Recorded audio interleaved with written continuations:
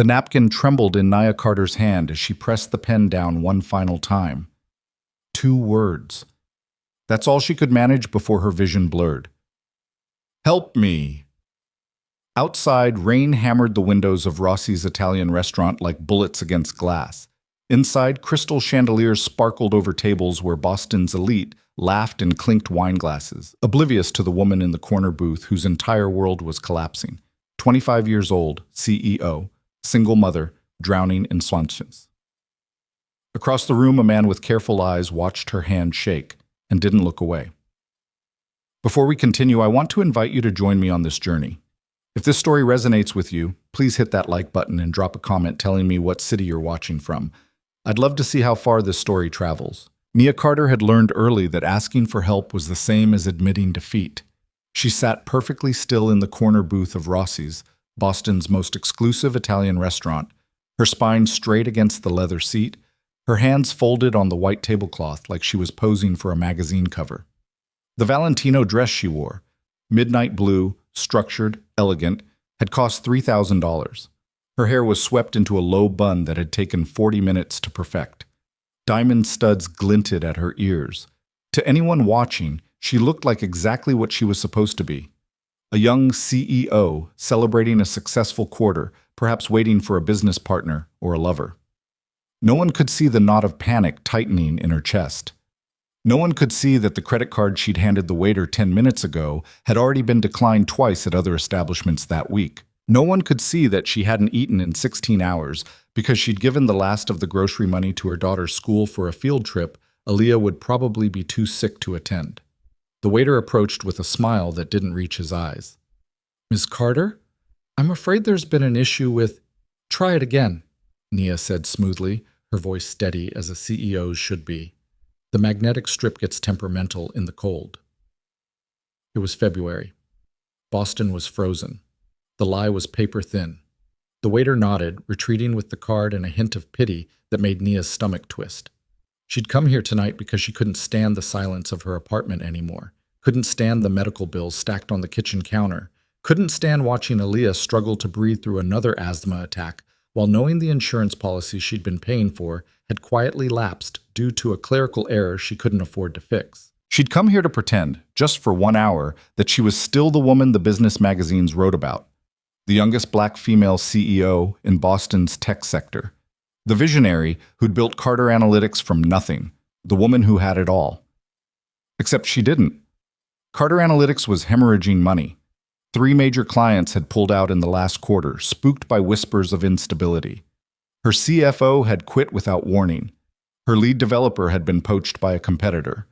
The venture capital firm that had once courted her now returned her calls with polite distance.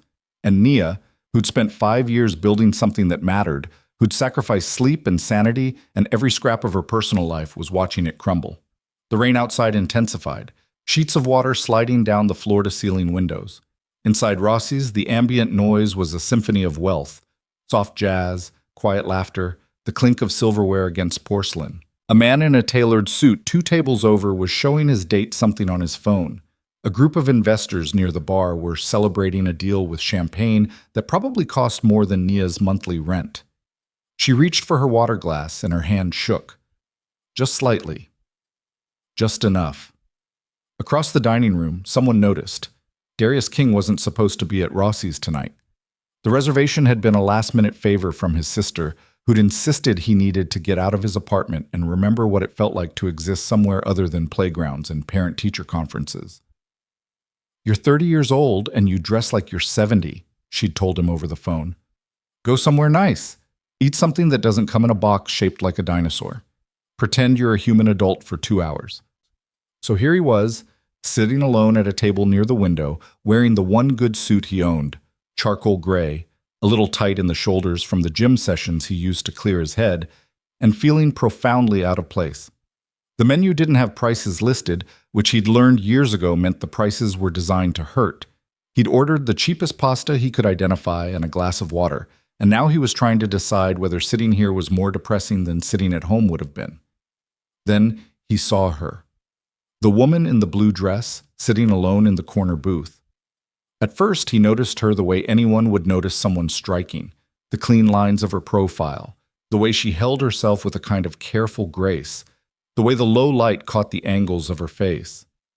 But then he noticed the details that mattered. The way her jaw was set too tight, the way her eyes kept flicking toward the entrance like she was considering an escape, the way her hand, when she reached for her water, trembled just enough to send tiny ripples across the surface. Darius knew that tremor. He'd seen it in his own hands 6 years ago, standing outside a burning apartment building in Dorchester, holding his 3-year-old son while firefighters searched for the boy's mother. He'd seen it in the hands of people he'd pulled from car wrecks during his years as a firefighter, people who were holding it together by sheer force of will until they couldn't anymore. He'd seen it in his own reflection the night his ex-wife told him she was leaving, that being a mother wasn't what she'd signed up for, that he could keep the kid and the bills and the tiny apartment because she was done pretending. That tremor meant someone was drowning. He watched as the waiter returned to her table, leaning in close to whisper something. He watched as her expression didn't change, but her shoulders tightened almost imperceptibly. He watched as she nodded, said something smooth and gracious, and pulled a different card from her wallet. The waiter left again. The woman sat very still for a moment. Then she reached into her purse, pulled out a pen, and grabbed a cloth napkin from the table. Darius didn't mean to stare, but something about the deliberate way she moved, the way she spread the napkin flat, the way she pressed the pen to fabric, made it impossible to look away. She wrote 2 words. He was too far away to read them, but he could see her hand shaking harder now, could see the way she closed her eyes for just a second after she finished, like she was gathering the strength to do something unbearably difficult. Then she folded the napkin, placed it carefully on the table, and stood up.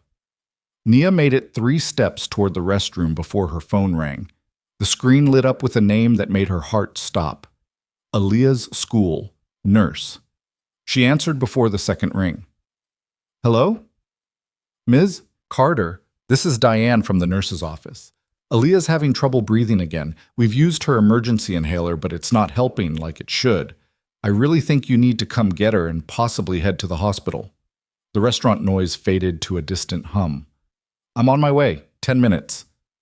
Miss Carter, she's asking for you. She's scared. Nia was already moving toward the exit, her heels clicking urgency against the marble floor.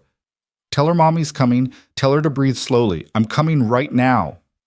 She didn't stop at her table, didn't grab her coat, didn't process that her credit card was still with the waiter or that she was about to walk out on an unpaid bill. None of that mattered. The only thing that mattered was that her baby couldn't breathe, and Nia was 20 minutes away and the rain outside was pouring, and she didn't even have her car because she'd taken an Uber to maintain appearances, and she hit the door and the cold slammed into her like a physical thing. Rain. Torrential, freezing, merciless. The kind of February storm that turned Boston into a misery. Nia stood on the curb, her dress already soaked, her phone in her hand, frantically opening the Uber app. 3 minutes away. No, 5. No, 8. The driver canceled. She tried again. No cars available nearby. She tried Lyft. Same story. Her breath came faster, matching the panic rhythm she knew too well from watching Aaliyah struggle. She looked up and down the street, but the only taxis she could see were occupied, their lights off, their wipers working overtime. No, no, no! Her daughter was scared. Her daughter couldn't breathe. And Nia was standing in the rain like a fool, powerless, alone, exactly as useless as she'd been afraid she was becoming. Ms. Carter? She spun around. The man from the restaurant stood a few feet away, holding an umbrella over his head. He was tall, over 6 feet, with broad shoulders that filled out his suit in a way that suggested either dedicated gym time or physical labor, or both. His skin was a deep brown, his hair cut close, his face angular and serious. He looked like someone who'd seen enough of the world to measure his words carefully. I saw you leave in a hurry, he said, his voice low and steady, designed to cut through rain and panic without adding to either. Are you okay? I'm fine, Nia said automatically, the CEO smile appearing on her face even as water streamed down her cheeks. Just forgot something. I'm fine. He looked at her for exactly 2 seconds, and in those 2 seconds Nia understood that this man knew she was lying. You need a ride somewhere? He asked. I'm fine, she repeated, but her voice cracked on the last word and she hated herself for it. My car's right there, he said, gesturing to a dark blue SUV parked half a block down. I can get you wherever you need to go. No strings. No questions. Nia's first instinct was to refuse. She'd built her entire life on not depending on anyone, on not showing weakness, on handling her own problems. But her phone buzzed in her hand, another text from the school nurse. Aaliyah's oxygen is at 91%. You should really hurry. She looked at the stranger, really looked at him. He had the kind of face that was hard to read, controlled, careful, but his eyes were steady and clear. No pity, no judgment, just a simple offer. Boston Children's Hospital, she said. I need to get to Boston Children's Hospital. My daughter. Say no more. He was already moving, jogging toward the SUV through the rain. Come on. Nia followed, her heels splashing through puddles, her dress clinging to her skin. He unlocked the doors and she climbed into the passenger seat, barely processing the interior. Clean, a little worn, a child's booster seat in the back, a Spider-Man backpack on the floor. Before he was in the driver's seat and the engine was roaring to life. Seatbelt, he said, pulling into traffic with the smooth efficiency of someone who'd driven emergencies before. Nia buckled in, her hands shaking so badly she could barely manage the clasp. She has asthma. She's 9. The inhaler's not working, and they said her oxygen is low, and I'm 20 minutes away.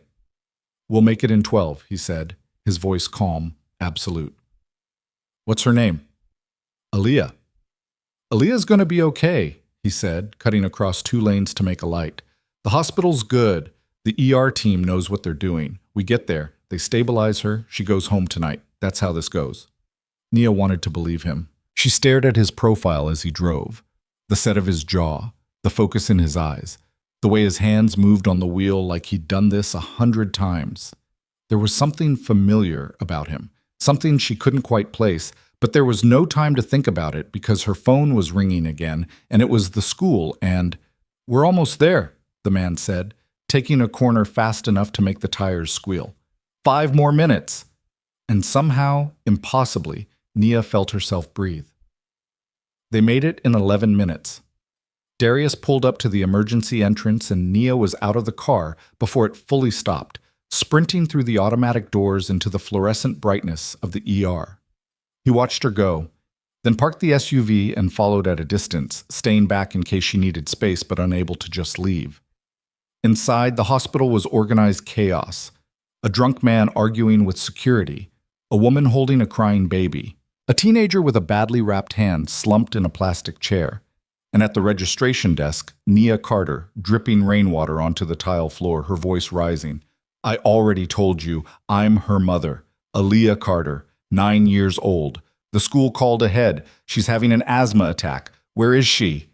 The registration clerk, a tired-looking woman in scrubs, typed something into her computer. I see the note from the school.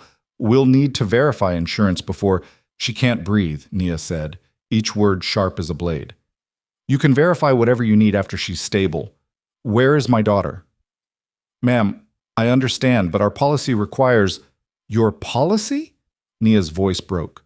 Your policy doesn't matter if she... Excuse me. Darius stepped forward, his voice cutting through the tension. He pulled something from his wallet, an old ID card, and placed it on the desk. Darius King, Boston Fire Department, retired. The child's mother is reporting acute respiratory distress in a minor.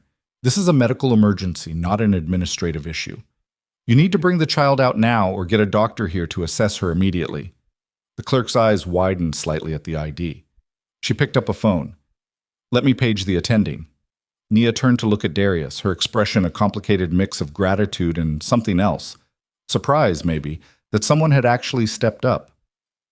Thank you, she whispered. He nodded. She's going to be okay. 2 minutes later, a doctor appeared, a young South Asian woman with kind eyes and efficient movements. Ms. Carter? I'm Dr. Patel. Aaliyah's stable, but we've got her on a nebulizer and supplemental oxygen. Her sats are back up to 95%. You can come back and see her. The relief that washed over Nia's face was so profound it hurt to witness. Can I... She looked at Darius. Would you mind waiting, just in case I need... I don't have a way to get home and... I'll wait, he said simply. Go see your daughter. Nia disappeared through the double doors with Dr. Patel, leaving Darius alone in the waiting room. He found an empty chair near the window, watching rain stream down the glass, and tried to remember the last time he'd done something this impulsive. 6 years. That's how long it had been since he'd walked away from the fire department.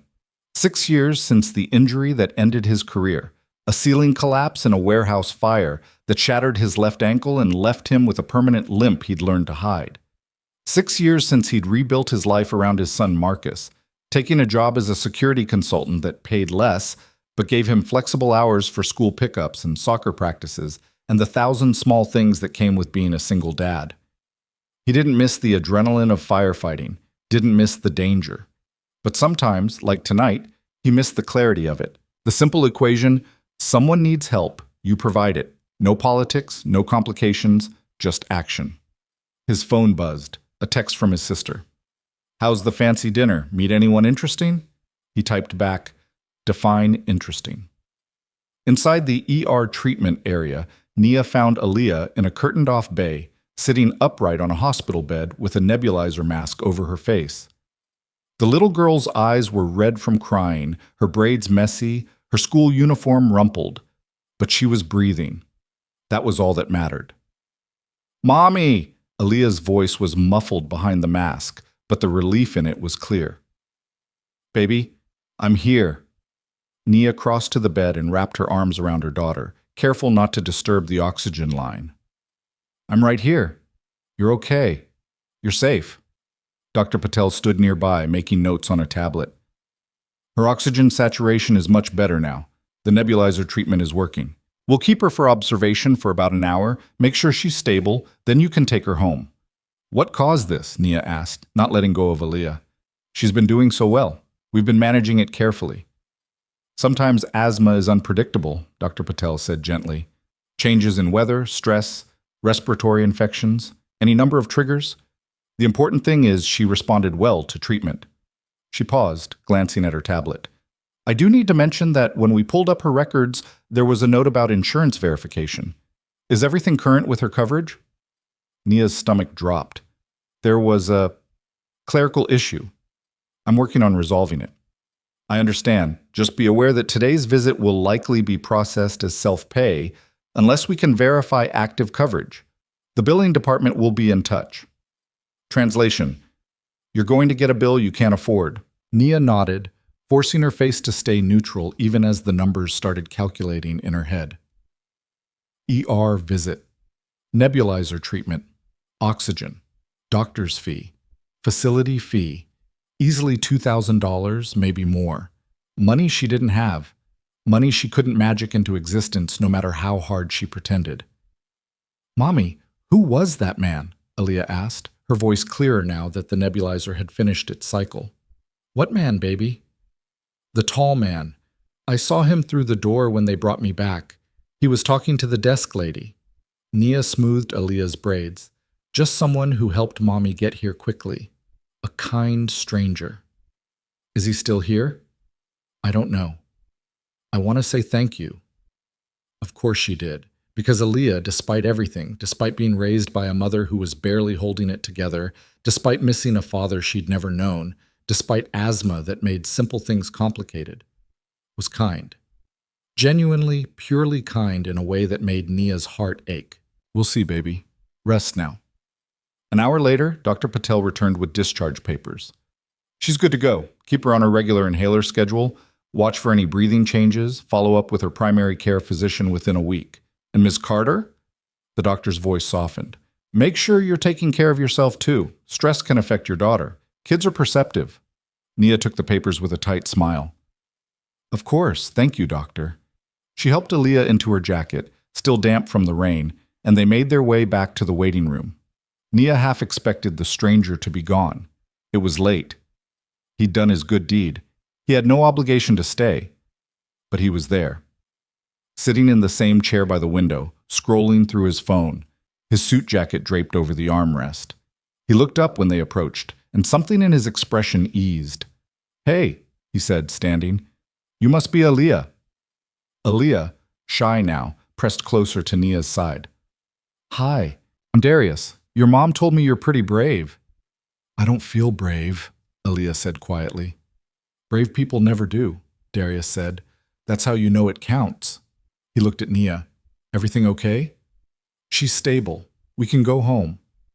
My car's still outside. I'll take you. You don't have to.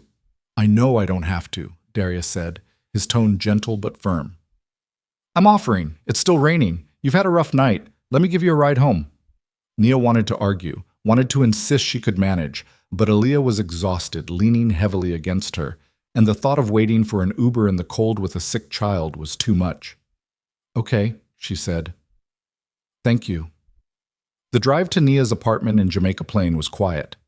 Aaliyah fell asleep in the back seat within 5 minutes, her head pillowed on her backpack. Nia sat in front, staring out at the rain-slicked streets, trying to process the night. You're good in a crisis, she said finally. Darius shrugged. Used to be my job. Firefighter? 7 years, had to retire early after an injury. What do you do now? Security consulting, risk assessment for businesses, some private contracts. It's steadier work, better for my son. You have a son? Marcus. He's 6, currently obsessed with dinosaurs and convinced he's going to be a paleontologist. Despite everything, Nia smiled. Aaliyah went through a dinosaur phase too, still can name every species from the Jurassic period. Smart kid. She is, Nia's voice caught. She's the best thing I've ever done. Darius glanced at her, and for a moment their eyes met. There was something in his gaze, recognition maybe, or understanding, the look of one single parent seeing another. You're doing a good job, he said quietly. Nia looked away, blinking hard. You don't know that? Yeah, I do. They pulled up outside Nia's building, a modest 3-story walk-up in a neighborhood that was gentrifying but not quite there yet. Nia unbuckled her seatbelt, then hesitated. I don't even know how to thank you, she said. You didn't have to do any of this. You don't know me. You didn't owe me anything. Darius turned to face her fully. You wrote something on a napkin tonight. I didn't read it, but I saw your hand shaking. I know what that looks like. I know what it means when someone's drowning and trying not to show it. He pulled a business card from his wallet and held it out. If you need help, real help, not polite help, call me. No judgment, no strings. Nia took the card. The lettering was simple. Darius King, security consultant, followed by a phone number. Why? She asked. Why would you help a stranger? Because 6 years ago, I was the stranger who needed help, Darius said. And someone showed up for me. Now I show up when I can. Nia looked at the card, then at him. I don't know what to say. You don't have to say anything. Just get your daughter upstairs and make sure she's warm. That's enough. Nia nodded, her throat too tight for words. She opened the back door and gently woke Aaliyah, helping her out of the car. As they walked toward the building entrance, Aaliyah turned back. Mr. Darius, she called. He rolled down the window. Yeah? Thank you for helping my mom. She doesn't usually let people help. Darius smiled, a real smile, warm and surprising. Your mom's pretty strong, but everybody needs help sometimes. That's what I tell her, Aaliyah said seriously. She doesn't always listen. She's listening now, Darius said, glancing at Nia. Nia felt something crack in her chest, something that had been holding too much weight for too long. She managed a small smile, then guided Aaliyah inside. From the car, Darius watched until they disappeared through the lobby door. Then he sat for a moment, staring at the rain, wondering what the hell he'd just gotten himself into. His phone buzzed again. His sister. Well? He typed, Interesting night. Tell you later. Then he put the car in drive and headed home to relieve the babysitter and check on Marcus, who was probably still awake reading dinosaur books by flashlight under his covers. Inside her apartment, Nia got Aaliyah settled in bed, gave her the inhaler one more time just to be safe, and kissed her forehead. I like Mr. Darius, Aaliyah mumbled, already half asleep. He has nice eyes.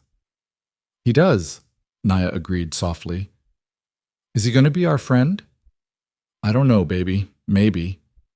I hope so.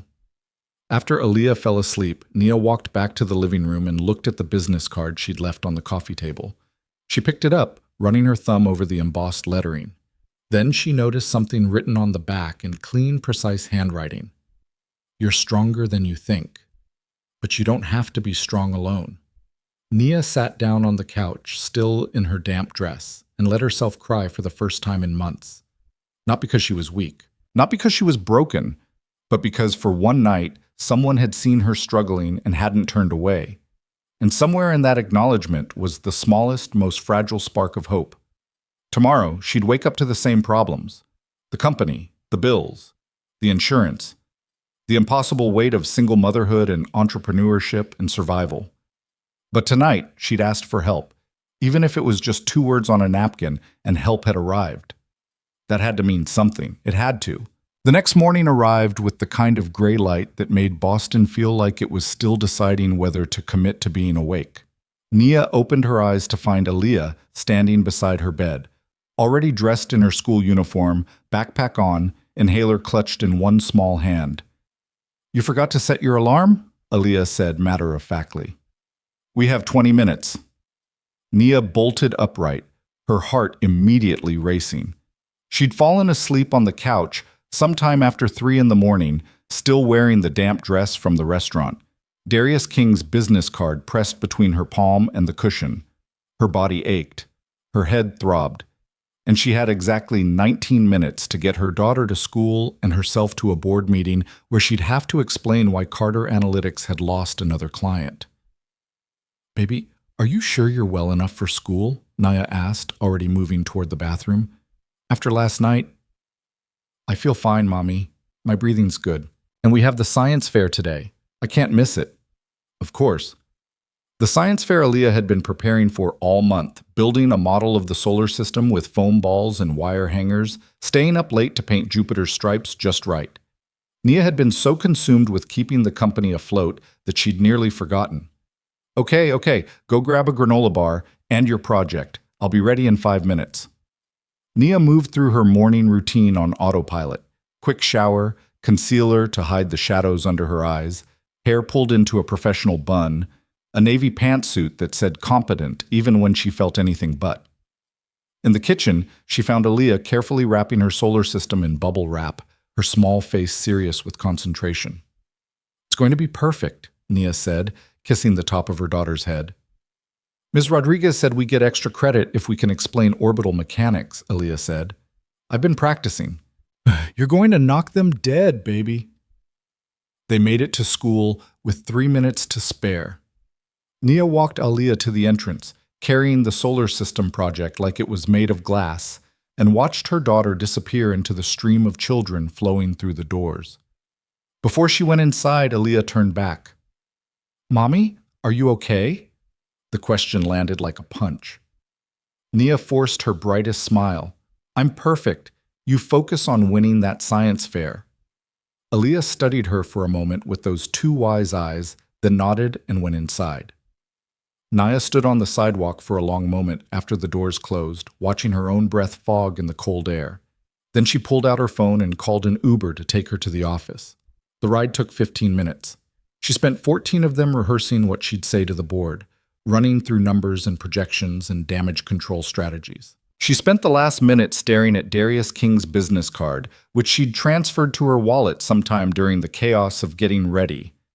Carter Analytics occupied the 3rd floor of a converted warehouse in the Seaport District. The exposed brick and industrial windows had looked visionary 5 years ago when Nia signed the lease. Now they just looked expensive. She walked through the open plan office, past desks that used to be full and were now half empty, past the ping-pong table no one had time to use anymore, past the motivational posters that felt increasingly like lies. Her assistant, Jennifer, an efficient woman in her 50s who'd been with Nia since the beginning, looked up from her desk with an expression of careful neutrality. "They're waiting in the conference room," Jennifer said quietly. "And Nia? Marcus Hayward called 3 times this morning. He says it's urgent." Marcus Hayward, the venture capital partner who'd once called Nia the future of Boston tech, the man who'd written the check that turned Carter Analytics from a dream into a reality. "Tell him I'll call him back after the board meeting," Nia said. "He said it can't wait." Nia closed her eyes. "How bad?" He wouldn't say, but he sounded formal, which meant bad. Very bad. I'll handle it. Thank you, Jen. The conference room held 6 people, but it felt like an arena. Nia's board of directors sat around the glass table with expressions ranging from concerned to openly hostile. At the head sat Robert Chen, the chairman, a tech veteran in his 60s who'd made his fortune in the 90s and now spent his time telling younger entrepreneurs how they were doing everything wrong. "Ms. Carter," he said as she entered. "Good of you to join us. We were beginning to wonder if you'd reconsidered." "Apologies for the delay," Nia said smoothly, taking her seat. "Family emergency last night. It ran late." "Is everything all right?"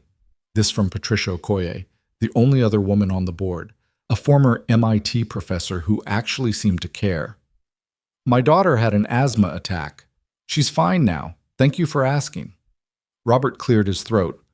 "While we're sympathetic to your personal challenges, Nia, we need to discuss the company's trajectory. Tech Forward pulled their contract yesterday. That's the 4th major client we've lost in 2 months. The remaining investors are getting nervous. We need a plan." Nia opened her laptop, pulling up the presentation she'd prepared at 2 in the morning. "I have projections that show—" "We've seen your projections," interrupted David Park, a venture capitalist who joined the board 6 months ago and immediately started questioning everything. "They're optimistic at best, delusional at worst. The market doesn't care about potential anymore. They want results." "And we're delivering results," Nia said, keeping her voice level. "Our analytics platform still outperforms every competitor in accuracy. Our client retention rate, while down, is still 53%, Robert said. Down from 89% a year ago. The number hung in the air like an accusation. "The market is adjusting," Nia said. "Tech spending is down across the board. This isn't unique to us." "No, but your response to it is concerning," David said. "You're hemorrhaging senior talent. Your CFO quit without notice. Your lead developer went to a competitor. Your head of sales is fielding offers. This isn't market conditions, Nia. This is a leadership crisis." Nia felt her jaw tighten. "I'm aware of the staffing challenges. I'm working on—" "Are you?" Robert leaned forward. "Because from where we sit, it looks like you're working on survival, not growth. And that's not what we signed up for." Patricia raised a hand. "Robert, that's hardly fair. Nia built this company from nothing. She's navigated challenges before." "And I respect that," Robert said. "But respect doesn't pay the bills. We need to discuss contingencies." "What kind of contingencies?" Nia asked, though she already knew. "Merger options, acquisition interest, strategic alternatives." Translation: selling the company, giving up everything she'd built. "I'm not interested in selling," Nia said flatly. "It may not be your choice," David said. "If the financials continue deteriorating, the investors will force the issue." "The investors don't have that authority." "Actually," Robert said, pulling out a document, "according to the Series B terms you signed, if the company's revenue drops below a certain threshold for 2 consecutive quarters, the board can initiate sale proceedings with or without founder approval. We're 1 quarter away from that threshold." Nia's hands clenched under the table. She'd signed those terms 3 years ago, when money was flowing and the future looked bright, and the idea that she'd ever be in this position seemed laughable. "I need more time," she said. "How much time?" 90 days. Give me 90 days to turn this around."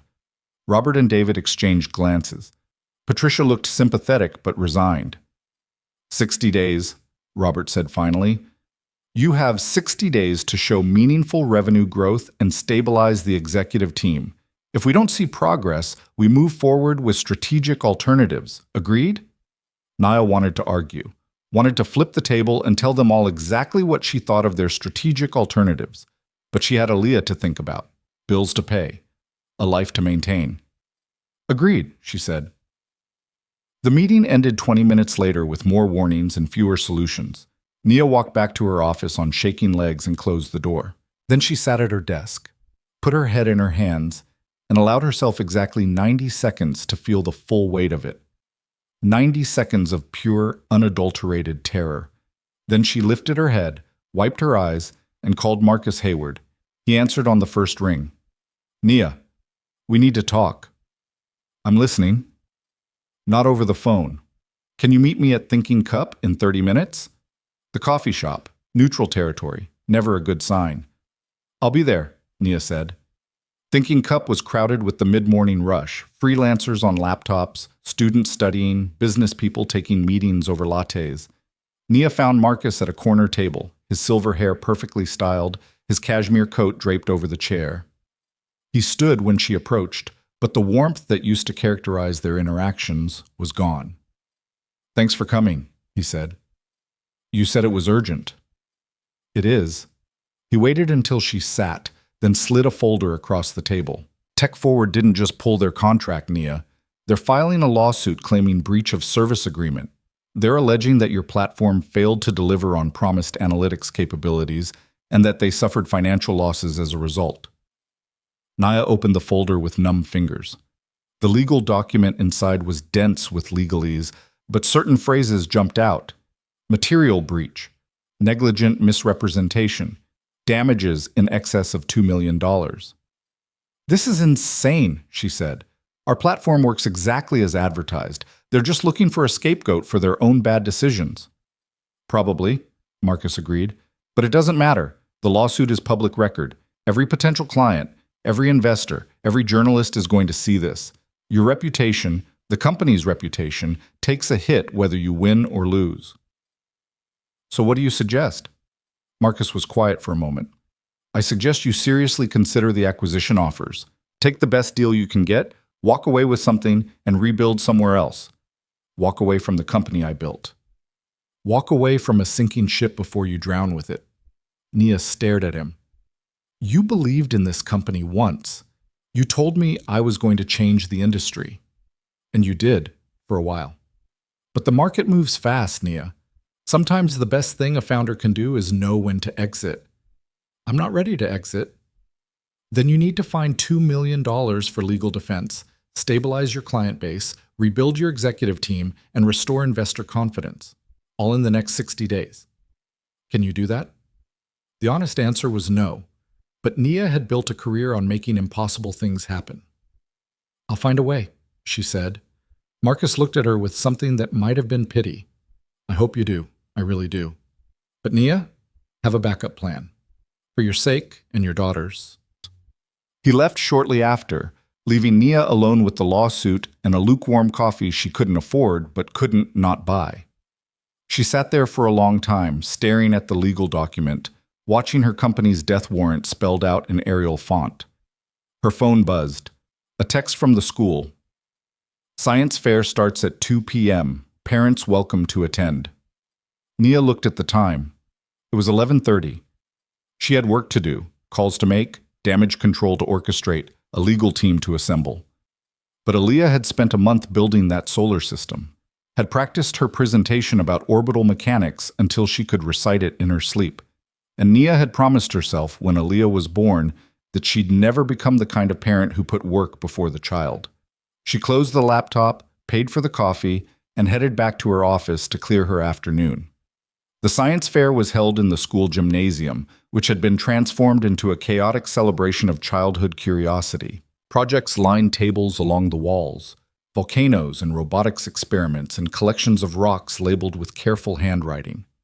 Parents wandered between them, taking pictures and asking questions. Teachers supervised with clipboards, marking evaluation forms. Nia found Aaliyah's table near the back corner. Her daughter stood beside her solar system wearing a white lab coat that was 3 sizes too big, borrowed from the drama department, and a name tag that read Dr. Aaliyah Carter, astrophysicist. Mommy! Aaliyah's face lit up. You came! Of course I came. I wouldn't miss this. Nia hugged her daughter, then stepped back to admire the project. This looks incredible, baby. Want to hear my presentation? Absolutely. Aaliyah straightened her shoulders and launched into an explanation of orbital mechanics that was equal parts memorized script and genuine enthusiasm. She talked about gravity and elliptical orbits, and why Pluto wasn't a planet anymore with the confidence of someone who'd done the research and believed in her work. Nia watched her daughter and felt something crack open in her chest. This was what mattered. Not board meetings or investor calls or lawsuits. This small human who believed she could explain the universe. Who faced her fears every day. Asthma, absent father, a mother who was barely holding it together and still showed up ready to learn. That was perfect, Nia said when Aaliyah finished. You're going to win. There's a lot of good projects, Aaliyah said modestly, but I think mine has a chance. A voice behind them said, I think yours is the best one here. Nia turned to find Darius King standing a few feet away, wearing jeans and a simple sweater that made him look younger, more approachable than he had in the suit. Beside him was a small boy with the same serious eyes and a dinosaur t-shirt. Mr. Darius! Aaliyah's face brightened. What are you doing here? Marcus has a project too, Darius said, gesturing to his son. Dinosaur fossils and the KT extinction event. He's been working on it for weeks. The small boy, Marcus, waved shyly. I have a T-Rex skull replica. That's so cool, Aaliyah said. Want to see my planets? The two children immediately began comparing projects with the easy camaraderie of kids who shared a passion for science. Nia and Darius were left standing together, the noise of the gymnasium filling the silence between them. I didn't expect to see you here, Nia said finally. Same school district, Darius said. Marcus is in first grade. When Aaliyah mentioned the science fair this morning, I figured he stopped. Wait, this morning? She texted my son last night. Apparently they're friends now. Nia blinked. Aaliyah texted your son. Kids move fast, Darius said with a slight smile. Marcus gave her his number at the hospital. He has an old phone I let him use for emergencies. They've been talking about dinosaurs and planets all morning. I had no idea. They're good kids. They find each other. Nia looked at where Aaliyah and Marcus were engaged in animated conversation about whether asteroids or volcanoes killed the dinosaurs. Something about seeing her daughter smile like that, unguarded, genuinely happy, made the weight of the morning feel a little less crushing. Thank you again for last night, Nia said. I never properly thanked you. You don't need to thank me. I do, though. You didn't have to help. Most people wouldn't have. Darius was quiet for a moment. My son's mother left when he was 3, he said finally. Just walked out one day and never came back. For a while after that, I was drowning, working crazy hours, trying to be dad and mom and provider all at once, failing at all of it. One night, Marcus spiked a fever, 105 degrees, and I panicked. Called 911, met them at the hospital. Turned out to be just a virus, but I lost it, completely lost it in the hospital hallway. He paused, watching the kids. A nurse sat with me for an hour, he continued. Didn't know me. Didn't owe me anything, but she sat there and let me fall apart, and then helped me put myself back together. Told me the same thing I'm going to tell you. You're allowed to struggle. Doesn't make you weak. Makes you human. Nia felt tears prick her eyes and blinked them back hard. I don't have time to be human right now. Nobody does, Darius said, but we do it anyway. A teacher approached with a clipboard. Miss Carter, the judges are ready for Aaliyah's presentation. I'll be right there. Nia turned to Darius. I should go. I'll watch Marcus. Take your time. Nia watched as Aaliyah presented her project to 3 judges who asked questions about planetary rotation and gravitational fields.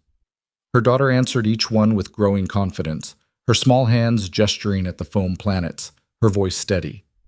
When she finished, the judges made notes and moved on to the next table. How'd I do? Aaliyah asked anxiously. You were brilliant, Nia said, pulling her into a hug. Absolutely brilliant.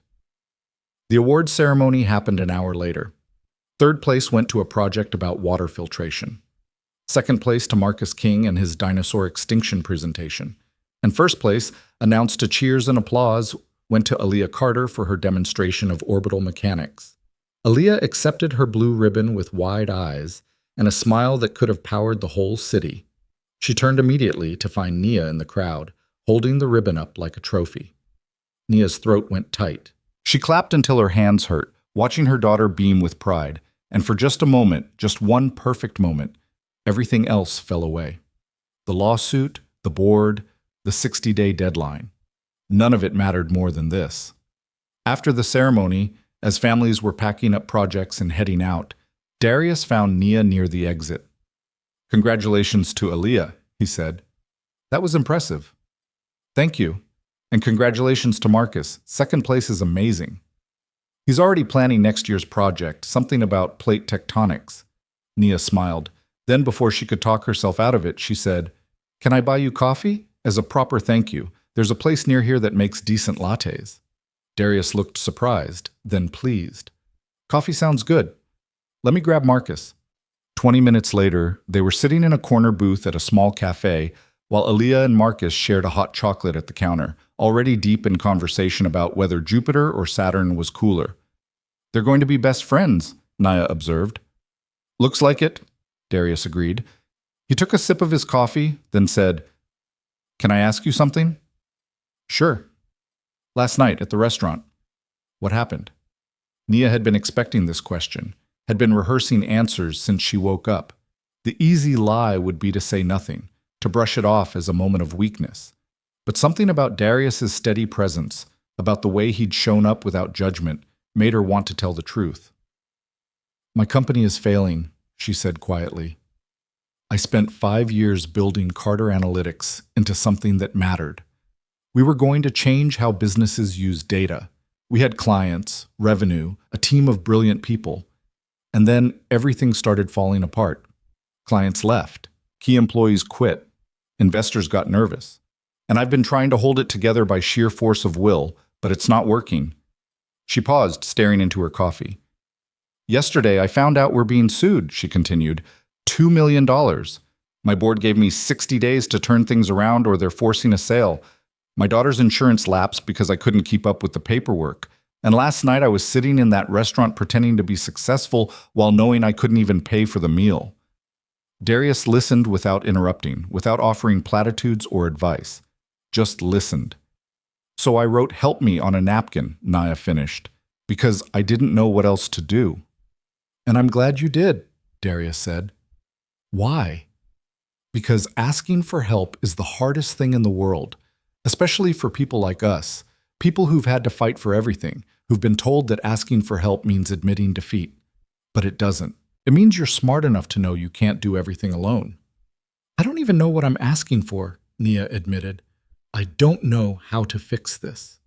"Maybe you don't fix it," Darius said. "Maybe you survive it, and that's enough." Nia looked at him, really looked at him, saw the calm steadiness in his eyes, the quiet strength in the way he held himself, saw someone who'd been through his own fires and come out the other side. "How do you do it?" she asked. "Single parent, full-time job, all the responsibility. How do you not drown?" "Some days I do drown," Darius said honestly. "Some days I'm holding Marcus while he cries for his mom and I don't have any answers. Some days I'm so tired I can barely function. But you know what keeps me going?" "What?" "Knowing that kid over there," he nodded toward Marcus, "needs me to show up, not be perfect, just show up. And that's what you're doing for Aaliyah. Showing up. That's more than a lot of parents manage." At the counter, Aaliyah and Marcus were laughing at something on Marcus's phone, their heads bent together, completely absorbed in their own world. "They're good for each other," Nia said. "Yeah," Darius agreed. "They are." They talked for another hour, the conversation flowing easily between them. Darius told her about his work in security consulting, about the corporate clients who hired him to identify vulnerabilities in their systems. Nia told him about the early days of Carter Analytics, when it was just her and a laptop and an idea that people said would never work. The afternoon light was fading when they finally gathered the kids and prepared to leave. Outside the cafe, Aaliyah and Marcus exchanged a complicated handshake they'd apparently invented during hot chocolate. "Can Marcus come over sometime?" Aaliyah asked.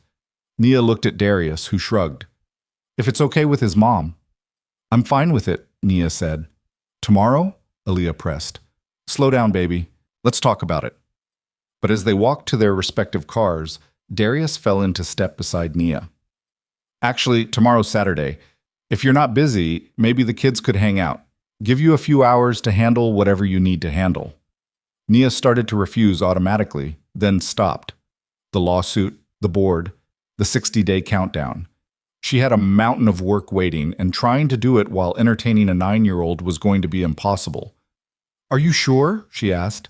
"Marcus would love it, and honestly, it sounds like you could use the time."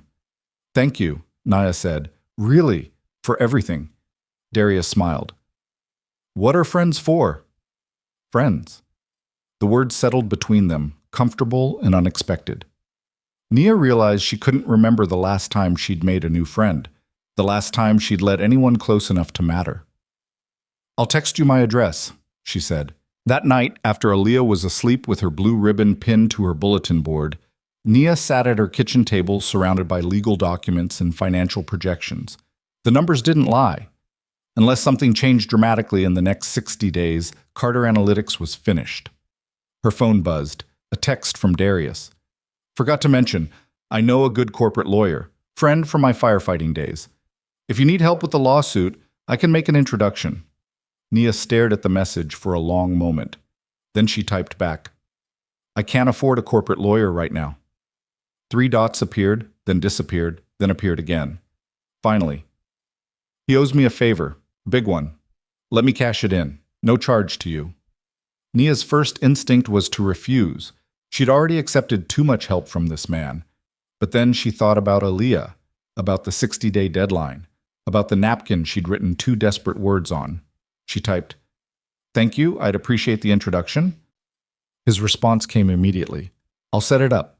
And Nia, you're going to get through this. Nia wasn't sure she believed him. But for the first time in months, she felt like maybe she didn't have to face it completely alone. She put her phone down and went back to the numbers, working until her eyes burned and the coffee pot was empty. Outside her window, Boston slept. Somewhere across the city, Darius King was probably doing the same thing, working late, managing impossible things, showing up for a child who needed him. 2 single parents in a city full of people, both trying to survive and maybe, just maybe, finding a way to help each other do it. The thought made her smile despite everything. Then she returned to the legal documents and started planning how to save her company. Saturday morning came with unexpected sunshine, the kind that made Boston's winter streets look almost forgiving. Nia woke to find Aaliyah already dressed and waiting by the door, her backpack stuffed with books about space and a drawing she'd made for Marcus. He's not coming for another 2 hours, Nia said, pouring coffee with hands that felt steadier than they had in days. I know, but I want to be ready. Nia smiled despite the exhaustion pressing against her temples. She'd worked until 4 in the morning, preparing a presentation for potential new clients, drafting responses to the lawsuit, mapping out a survival strategy that felt increasingly desperate. But watching Aaliyah's excitement made the sleepless night feel almost worth it. The doorbell rang at exactly 10 o'clock. Darius stood in the hallway with Marcus, both of them bundled against the cold. Marcus clutched a plastic container filled with what looked like homemade cookies. We made chocolate chip, Marcus announced proudly. Dad let me crack the eggs. Only dropped one on the floor, Darius added with a grin.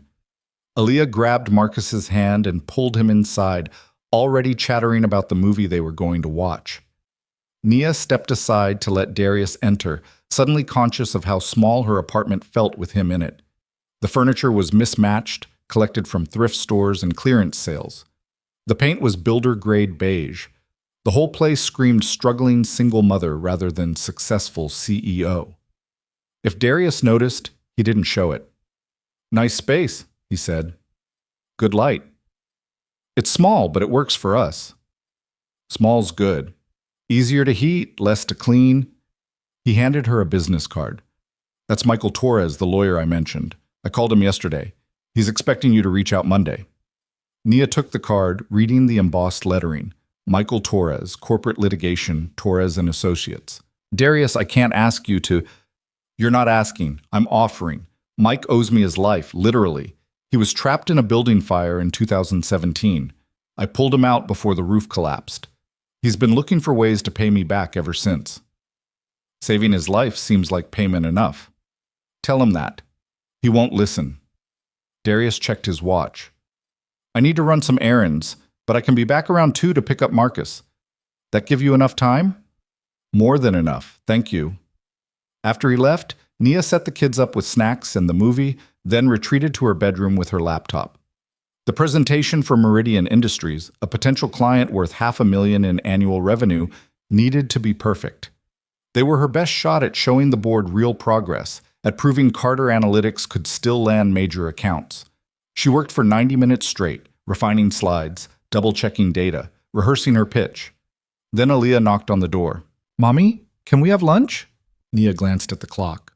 Already noon. "Of course, baby. What do you want?" "Can we make grilled cheese? Marcus has never had the way you make it with the tomato." They assembled in the small kitchen, Nia teaching Marcus her technique while Aaliyah set the table with exaggerated care. The kids talked non-stop about planets and dinosaurs and a YouTube channel they both watched. Watching them interact, Nia felt something unfamiliar settle in her chest. Not quite peace, but maybe the memory of what peace felt like. "Your mom's really smart," Marcus said to Aaliyah through a mouthful of grilled cheese. "My dad said she runs a whole company." "She does," Aaliyah said proudly. "She helps businesses understand numbers better." "What kind of numbers?" "All kinds. Sales and customers and predictions about what people will buy." Marcus considered this seriously. "My dad helps companies stay safe from bad guys." "What kind of bad guys?" "The ones who try to steal information or break into computer systems. He's like a detective, but for technology." Nia listened to them simplify complex careers into language they could understand, and felt an unexpected kinship with Darius. They were both fighting to build something stable for their kids, both translating grown-up struggles into reassurances that everything would be okay. After lunch, the kids returned to their movie, and Nia went back to work. But 20 minutes later, her phone rang. The number was unfamiliar. "This is Nia Carter." "Ms. Carter, this is Dr. Helen Park from Boston Children's Hospital. I'm calling about Aaliyah's recent emergency room visit." Nia's heart rate spiked. "Is something wrong?" "Not wrong exactly, but we've received the lab work from her visit, and there's something I'd like to discuss. When we ran her blood work, we noticed some genetic markers that caught our attention. They're associated with a rare variant that can affect respiratory function and immune response." "What does that mean?" "It means we'd like to do some additional testing to better understand Aaliyah's asthma triggers. These markers are relatively rare and appear most commonly in individuals of African descent. We'd also recommend getting a detailed family medical history if possible, particularly paternal history." The word paternal hit like a physical blow. Nia's throat went dry. "Her father isn't in the picture." "I understand that's complicated, but if there's any way to obtain that information, it could be very helpful for Aaliyah's treatment plan. These genetic markers can be hereditary, and knowing if the father or his family have any respiratory issues could help us."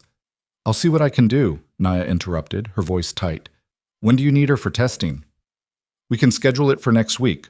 I'll have my assistant call you with available times." After the call ended, Nia sat frozen on her bed, Dr. Park's words echoing in her head. Paternal history, genetic markers, African descent. 10 years collapsed into a single moment of memory so vivid it made her dizzy. Miami. The hotel fire. 2015. She'd been 25, fresh out of business school, in Florida for a tech conference. The hotel alarm had gone off at 3 in the morning. She'd stumbled into the hallway, disoriented by smoke and screaming, and then suddenly there was a firefighter, tall, broad-shouldered, his face obscured by his mask, guiding her toward the stairwell. The smoke had been so thick she couldn't see, couldn't breathe. She'd panicked, frozen, and he'd picked her up like she weighed nothing and carried her down 6 flights of stairs. Outside, the paramedics had given her oxygen. The firefighter had checked on her before moving on to help others. Their interaction had been brief, professional. But later that night, after the all-clear, when the evacuated guests were gathered in the hotel bar and the adrenaline was still coursing through everyone's veins, she'd found him again. His name was Darius. He was with the Miami Fire Department, working overtime during a staffing shortage. They'd talked for hours, about close calls and second chances, and the strange intimacy of surviving something scary together. One thing had led to another. One night became a memory she'd compartmentalized and tried to forget when she realized she was pregnant 6 weeks later. She'd tried to find him, had called the Miami Fire Department, but there were multiple firefighters named Darius and none of them matched. Had searched online, but common names and vague details led nowhere. Eventually, she'd convinced herself it didn't matter. She'd build her own family, raise her daughter alone, prove she didn't need anyone. But what if... Nia pulled out her phone with shaking hands and opened the photo gallery. She scrolled back, way back to the pictures she'd saved from that conference. There, a group photo from the hotel evacuation, evacuees and first responders clustered together in the aftermath. She zoomed in on the firefighters standing in the background. And there he was. Younger, thinner, hair longer than he wore it now, but the same serious eyes, the same set to his shoulders, the same man who'd sat across from her in a cafe yesterday and told her she didn't have to face everything alone. The same man whose son was currently in her living room watching movies with her daughter, the daughter who might be his. Nia's hands trembled so badly she nearly dropped the phone. The timeline fit. Miami in March 2015. Aaliyah born in December. 9 months, almost exactly. She'd never questioned it because she'd been so certain she'd never see the firefighter again, so convinced that door was permanently closed. But he was here, in Boston, in her life. His son was friends with her daughter, and if Dr. Park was right about the genetic markers, if Aaliyah's respiratory issues were hereditary. The bedroom door burst open. Aaliyah stood there with Marcus behind her, both kids wearing guilty expressions. "We didn't mean to," Aaliyah said quickly. "It was an accident." Nia shoved the phone in her pocket and forced herself to focus. "What happened?" "We were practicing cartwheels and Marcus kicked over your coffee mug. It broke." Nia followed them to the living room where ceramic shards littered the hardwood floor and a puddle of cold coffee was seeping toward the couch. Her favorite mug, the one Aaliyah had painted for her birthday 3 years ago, lay in pieces. Under normal circumstances, she might have gotten upset. But right now, with her entire world tilting on its axis, broken ceramic seemed laughably insignificant. "It's okay," she said, grabbing paper towels. "Accidents happen. Nobody's hurt, right?" Both kids shook their heads, looking relieved. "Then we clean it up and move on." She spent the next 10 minutes sweeping fragments and wiping coffee while the kids stood at a safe distance. Her hands moved automatically, but her mind was racing. Should she tell Darius? How did you even start that conversation? Should she wait for test results, get confirmation before dropping a bomb that could change everything? The doorbell rang at exactly 2 o'clock. Darius stood in the hallway right on time, looking relaxed in jeans and a leather jacket. "How'd they do?" he asked. "Great. They're best friends now. It's official." Marcus appeared at Nia's elbow, his face bright. "Dad, can Aaliyah come over to our place next time? I want to show her my fossil collection." "We'll see, buddy. Say thank you to Ms. Carter." "Thank you, Miss Carter." Darius met Nia's eyes over his son's head, and for a split second she almost said something, almost blurted out the truth right there in the doorway with both kids listening.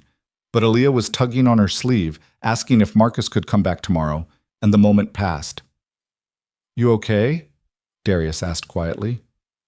"You look stressed." "Just work stuff. The lawsuit prep is intense." "Speaking of which, did you call Mike Torres yet?" "I'll reach out Monday." "Good. He'll take care of you." Darius hesitated, then said, "Hey, if you need anything, and I mean anything, you've got my number." "I know. Thank you." After they left, Aaliyah immediately started talking about how cool Marcus was, how he knew everything about dinosaurs, how his dad was so nice and funny. Nia listened with half her attention while the other half spiraled through possibilities and consequences. That night, she lay awake staring at the ceiling, running calculations she'd never imagined she'd have to make. If she told Darius and the test confirmed paternity, everything changed. He'd have rights. Aaliyah would have a father. Their careful, controlled single-parent worlds would explode into something messy and complicated. But if she didn't tell him, and he found out later, if the genetic testing revealed something that made it obvious, the betrayal would be unforgivable. She pulled out her phone and looked at the Miami photo again. Zoomed in on his face. There was no doubt. It was him. Sunday passed in a blur of nervous energy. Nia worked on the Meridian presentation while Aaliyah did homework and asked 17 times if Marcus could visit again. Nia's phone buzzed constantly. Emails from the board, messages from remaining clients, LinkedIn notifications about former employees starting new jobs. Each ping felt like another nail in Carter Analytics' coffin. Monday morning arrived with gray skies and the weight of decisions Nia still hadn't made. She dropped Aaliyah at school, then sat in her car for 10 minutes working up the courage to call Michael Torres. He answered on the second ring. "Torres and Associates?" Michael speaking. "Mr. Torres, this is Nia Carter. Darius King suggested I call. Nia! Yes, absolutely. Darius filled me in on your situation. Tech forward lawsuit, right? Breach of contract claim? That's correct. I've already pulled the filing documents. Frankly, their case is weak. They're fishing for a settlement because they made bad business decisions and want someone to blame. Are you available to meet tomorrow morning? I'd like to go through everything in detail. I can make time. What's your rate? For a friend of Darius King, no charge. He saved my life. The least I can do is save your company. Nia felt tears prick her eyes. Mr. Torres, I can't ask you to work for free. You're not asking. I'm insisting. Besides, cases like this are fun. Big corporation bullying a startup? I love knocking them down. See you tomorrow, 9 a.m., my office. After the call, Nia sat in the parking lot feeling like maybe, just maybe, the universe was throwing her a rope instead of an anchor. Then her phone rang again. Dr. Park's office, scheduling Aaliyah's genetic testing for Friday. The week crawled forward with brutal efficiency. The meeting with Michael Torres on Tuesday went better than expected. He was sharp, confident, and genuinely angry on her behalf about Tech Forward's tactics. By Wednesday, he'd filed a motion to dismiss and sent them a scorching letter that made Nia want to frame it. The Meridian Industries presentation was scheduled for Thursday afternoon. Nia practiced until she could recite it in her sleep, until every slide transition was muscle memory, until she'd anticipated every possible question. This was her shot. Land this client, show the board real progress, buy herself more time. Thursday morning, she woke up to an email from Robert Chen, the board chairman. The subject line read, Emergency Board Meeting, Friday, 10 a.m. The body of the email was terse. Recent developments require immediate discussion. Attendance mandatory. Nia's stomach dropped. Recent developments could only mean one thing. They'd found out something that made them want to accelerate the timeline. Maybe another client had pulled out. Maybe the lawsuit had spooked other investors. Maybe they'd already found a buyer and were preparing to force her hand. She had 24 hours to land Meridian and change the narrative. The Meridian presentation took place in a sleek conference room overlooking Boston Harbor. Nia walked in wearing her best suit, carrying a portfolio that represented months of preparation, and faced a panel of 5 executives who looked politely skeptical. For 45 minutes, she performed. She showed them how Carter Analytics could transform their customer data into actionable insights. She demonstrated the platform's accuracy compared to competitors. She answered technical questions with precision and business questions with strategy. She was smooth, confident, brilliant, everything she'd built her reputation on. When she finished, the chief operating officer, a stern woman named Patricia Reed, leaned back in her chair.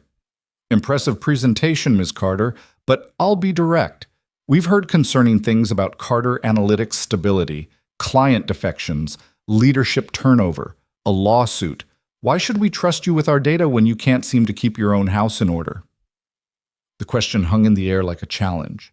Nia could have deflected, could have offered corporate speak and reassurances.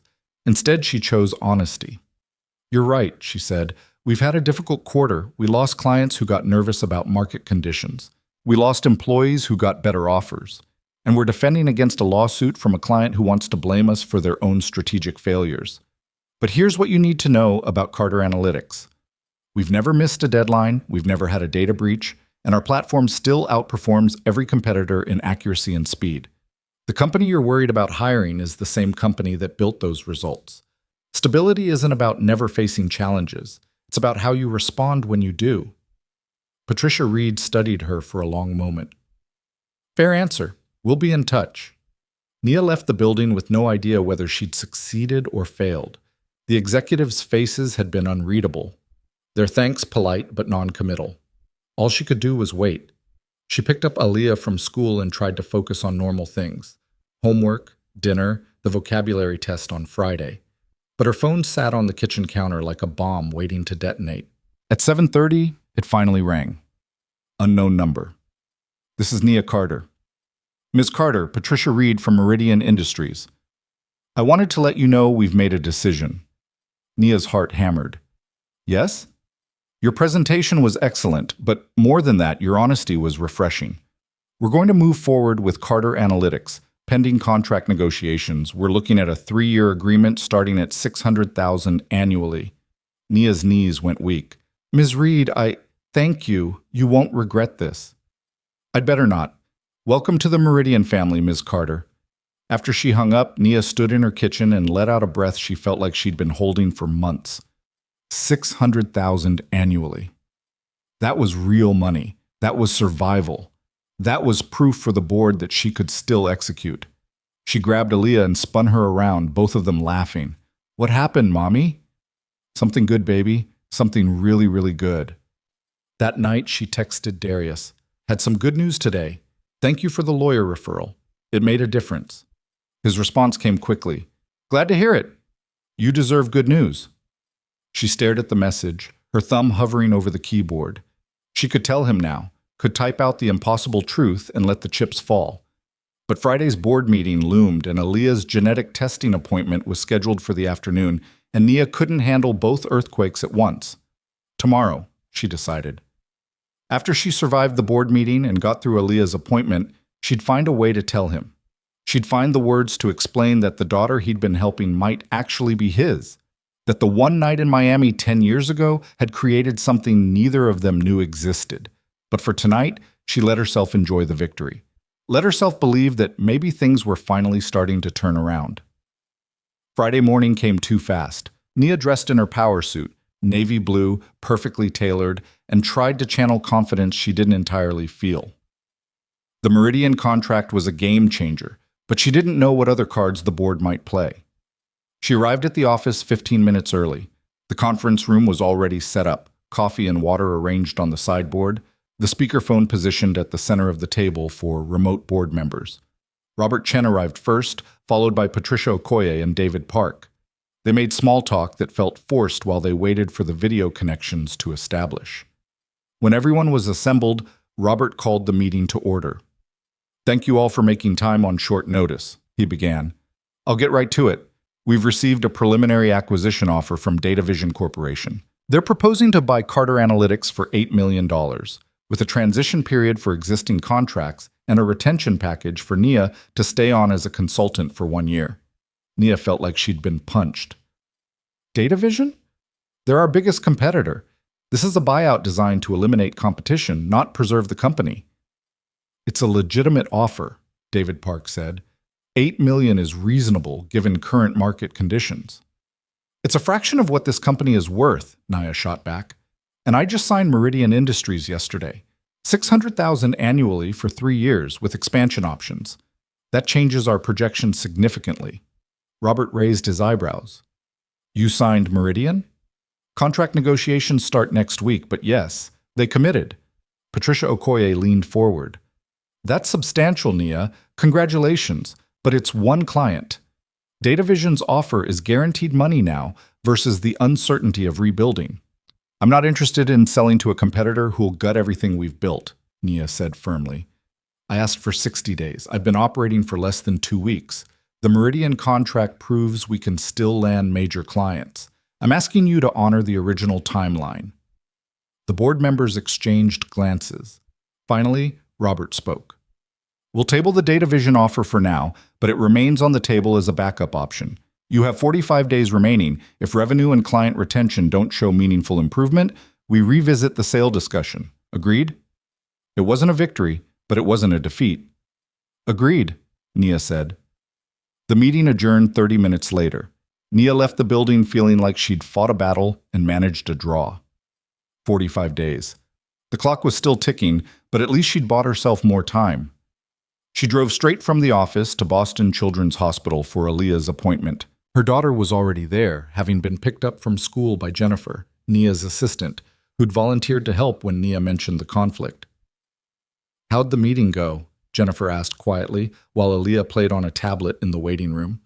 Could have been worse. Could have been better. That's basically your company motto at this point. Nia laughed despite everything. Accurate. A nurse called Aaliyah's name. The genetic testing was simple, a cheek swab and some additional blood work. Aaliyah handled it with her usual bravery, only wincing slightly when they drew blood. Dr. Park appeared as they were finishing. The results will take about a week to process, she said. We'll call you as soon as we have anything. In the meantime, keep monitoring her symptoms and continue with the regular inhaler schedule. Can I ask what exactly you're testing for? Nia said. We're looking at a few different genetic markers related to respiratory function and immune response. Some of these variants are associated with increased asthma severity, but they can also help us tailor treatment more effectively. Knowledge is power when it comes to managing chronic conditions. After they left the hospital, Aaliyah was quiet in the car. You okay, baby? Nia asked. Why do they need to know about my dad's medical stuff? The question landed like a blade. Because genetics work both ways. Sometimes medical conditions run in families. But I don't have a dad. Everyone has a dad, Aaliyah. Yours just isn't part of our lives right now. Don't you know who he is? Nia gripped the steering wheel tighter. It's complicated, baby. That's what you always say when you don't want to answer. Because some things really are complicated. Aaliyah was silent for a moment, then said, Marcus told me his mom left when he was little. He said it's okay to be sad about parents who aren't there, but you can't let it make you sad all the time. Marcus is a smart kid. Yeah, Aaliyah agreed. I like him, and I like Mr. Darius. He's nice. Nia's throat tightened. He is nice. Do you think he could be like, not my dad, but like someone who helps? Like how Ms. Jennifer helps sometimes? Maybe, Nia said carefully. Would you want that? I think so. It's easier when there's more than just us sometimes. Like when you were stressed about work and Mr. Darius helped. That was good. Out of the mouths of children, Nia thought. Her 9-year-old had just articulated something Nia had been too proud to admit for years. That night, after Aaliyah was asleep, Nia sat on her couch with a glass of wine she couldn't really afford, and Darius King's number pulled up on her phone. Her thumb hovered over the call button for 10 full minutes. Then she typed a text instead. Are you free tomorrow? I need to talk to you about something important.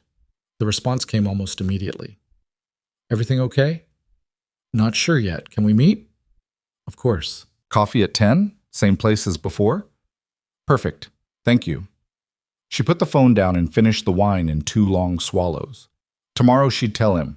Tomorrow she'd finally face the truth she'd been running from for a decade. Tomorrow, everything would change. But tonight, she let herself sit in the liminal space between not knowing and revealing, between the life she'd built alone and the possibility of something different. Tomorrow. She'd deal with everything tomorrow. Tomorrow came with the kind of cold that made breathing hurt. Nia stood in front of her bathroom mirror at 7 in the morning, practicing words that refused to sound right, no matter how many times she rehearsed them. 10 years ago, in Miami, we met. You carried me out of a burning building. We spent one night together. I got pregnant. That child is Aaliyah, your daughter. Every version sounded insane. She changed outfits 3 times before settling on jeans and a sweater, casual enough not to seem like she was trying too hard, put together enough to maintain some dignity when her life imploded. Aaliyah noticed her mother's unusual nervousness over breakfast. You're being weird, Aaliyah observed, spooning cereal into her mouth. Are you meeting someone important? Just Darius. We're getting coffee. Mr. Darius, can I come? Not this time, baby. This is grown-up conversation stuff. Aaliyah's eyes narrowed with 9-year-old intuition. Are you going to talk about boring work things?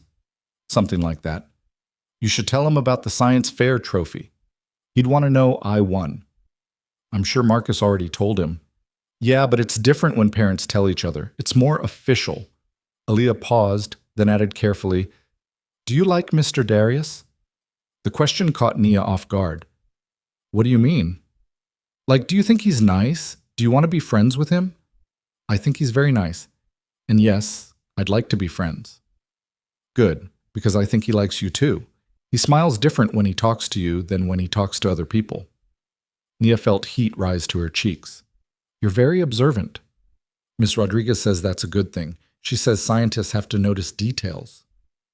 After dropping Aaliyah at Jennifer's house, her assistant had offered to babysit for the morning, Nia drove to the cafe with her heart hammering against her ribs. She arrived 15 minutes early and sat in her car, watching people come and go, trying to imagine how this conversation would unfold. Darius pulled up at exactly 10 o'clock in his blue SUV. Nia watched him climb out, noticed the slight limp he tried to hide, remembered the injury he'd mentioned. Former firefighter, forced to retire early. The pieces had been there all along, she just hadn't put them together. Inside the cafe, they claimed the same corner booth they'd sat in before. Darius ordered black coffee. Nia ordered tea she wouldn't drink. For a few moments, they sat in uncomfortable silence, something new between them after the easy conversation they'd fallen into. "You sounded serious in your text," Darius said finally. "What's going on?" Nia wrapped her hands around the hot mug, using the warmth to ground herself. "I need to ask you something first. Were you ever in Miami? About 10 years ago, working as a firefighter?" Darius's expression shifted, surprise flickering across his face. "Yeah. March 2015, they had a staffing shortage, asked for volunteers from other departments. I did a 3-week rotation down there." "Why?" Nia's stomach dropped even though she'd already known the answer. "There was a hotel fire, the Grand Palms Resort, middle of the night." Understanding dawned slowly in Darius's eyes. She watched him work through the memory, watched recognition build into something bigger. His coffee cup froze halfway to his mouth. "Wait," he said slowly. "Wait, you were the woman from the 6th floor, business conference. I carried you out because you couldn't breathe through the smoke." "That was me." "We talked after, in the hotel bar. You were from Boston, working on some startup idea." His voice had gone quiet, careful. "We talked for hours." "We did more than talk." The words hung between them, like a detonation waiting to happen. Darius set his coffee down very carefully, his hands completely steady in a way that suggested he was using every ounce of control he had. "Nia," he said, and his voice was different now, tight with something she couldn't quite name. "What are you telling me?" "I'm telling you that 6 weeks after Miami, I found out I was pregnant. I tried to find you, called the Miami Fire Department, searched online, but Darius King is a common name and I didn't have enough information. Eventually, I stopped looking and decided to do it alone." She paused, forcing herself to meet his eyes. "I'm telling you that Aaliyah might be your daughter." The cafe noise continued around them, the hiss of the espresso machine, conversations at other tables, someone's phone ringing, but their booth had become its own universe where time moved differently. Darius sat perfectly still. His face had gone carefully blank, the kind of blank that came from years of controlling reactions in high-stress situations. When he finally spoke, his voice was level but cold. "Might be? The timeline fits. You're the only person it could be. But I'm not certain until—" "You've had 10 years to tell me this," Darius interrupted, each word precise as a scalpel. 10 years? And you chose to tell me now? After I've been helping you, after our kids became friends, after—" He stopped, jaw clenching. "Why now, Nia? What changed?" "The hospital ran genetic testing on Aaliyah because of her asthma. They found markers they want to trace through family history. They specifically asked about her father's medical background. And I realized," her voice cracked, "I realized you were here, that I actually knew where you were, and that keeping silent was the same as lying. So this is about medical testing, not about doing the right thing, not about me having a right to know I might have a daughter, but about genetics. That's not fair." "Fair?" Darius's voice rose slightly. Then he caught himself and lowered it to something harder. "You want to talk about fair? I have a 6-year-old son whose mother abandoned him. I've spent every day of his life trying to be enough, trying to fill the gap she left. And you're sitting here telling me I might have another child, a 9-year-old child who I've missed everything for. First steps, first words, every birthday, every milestone, because you decided I didn't need to know." "I tried to find you. How hard?" The question was sharp. "Did you hire a private investigator? Did you contact every fire department in Florida? Did you post on social media, reach out to the hotel, file any kind of official search?" Nia's throat tightened. "No, I tried the obvious things, and when they didn't work, I told myself it was impossible. Because it was easier that way. Easier to build your life alone than deal with the complication of another person having rights to your child." "That's not—" But she stopped because he was partly right. She had made assumptions, had convinced herself that a man she spent one night with wouldn't want the responsibility, wouldn't care, wouldn't be someone worth finding. She'd been so focused on proving she could do it all herself that she'd never seriously considered what she might be taking from him, or from Aaliyah. Darius pushed his coffee away. I need to know, right now, no more maybes. Is Aaliyah my daughter? I don't know for certain, but the probability is extremely high. Then we get tested, DNA test, today if possible. I already scheduled it, Naya said quietly. The hospital can fit us in Monday morning. Us? You, me, and Aaliyah. They'll do a paternity test as part of her genetic workup. Darius was quiet for a long moment. When he spoke again, his voice had lost some of its edge, but none of its intensity. Does she know? Does Aaliyah know you're telling me this? No, I wanted to talk to you first. So she thinks I'm just Marcus's dad, just some guy who helped her mom one night. Yes. And when the test comes back, if it comes back saying I'm her biological father, what then? Do I get to be part of her life, or do you get to decide that too? The question hit like a physical blow. Darius, I'm not trying to control, aren't you? He leaned forward, his eyes intense. You controlled whether I knew she existed. You controlled when I found out. You're controlling how this information gets revealed. At what point do I get a say in my own life? Nia felt tears burning behind her eyes, but refused to let them fall. You're right. You're absolutely right. I made decisions I shouldn't have made alone. I convinced myself I was protecting Aaliyah when maybe I was just protecting myself. And I'm sorry. I'm genuinely, truly sorry. Sorry doesn't give me back 10 years. I know. They sat in miserable silence. Around them, the cafe continued its normal Saturday rhythm. Couples on dates, students studying, parents with young children. Normal people having normal problems. Not this impossible, painful conversation that was reshaping two lives in real time. Finally, Darius said, I need time to process this. I need to think about what it means and how to handle it. Of course. But I want to be clear about something. His eyes locked on hers, and the intensity there was fierce. If that test comes back positive, if Aaliyah is my daughter, I'm not going anywhere. I don't care how complicated it gets, how messy, how hard. She's mine, and I show up for what's mine. Understood? Understood. Good. He stood up, pulled money from his wallet, and dropped it on the table for his untouched coffee. I'll see you Monday at the hospital. Text me the time and place. Then he was gone, the door closing behind him with a finality that made Nia's chest ache. She sat alone in the booth for another 20 minutes, staring at her cold tea, replaying the conversation and hating every moment of it. She'd known he'd be angry, had prepared for anger, but the hurt underneath the anger, the genuine pain of realizing he'd missed a decade of his child's life, that was harder to witness. Her phone buzzed, a text from Jennifer. Aaliyah wants to know if she can call you, says it's important. Nia dialed immediately. Aaliyah picked up on the first ring. Mommy, are you okay? I'm fine, baby. What's up? You sound sad. Just a hard conversation, nothing for you to worry about. Was it with Mr. Darius? Nia closed her eyes. Yes. Did you guys fight? Not fight exactly, just talked about some complicated stuff. There was a pause, then Aaliyah said in a small voice, Is he not going to be our friend anymore? The question broke something in Nia's chest. No, baby. He's still our friend. Sometimes friends have hard conversations, but that doesn't mean the friendship ends. Okay, because I really like him, and Marcus is my best friend now. I know, and that's not going to change. After she hung up, Nia drove aimlessly for a while, not ready to go home, not ready to face Jennifer's sympathetic questions. She ended up at the hospital where Aaliyah had been treated, standing in the parking lot, staring at the emergency entrance where Darius had used his firefighter credibility to get their daughter immediate care.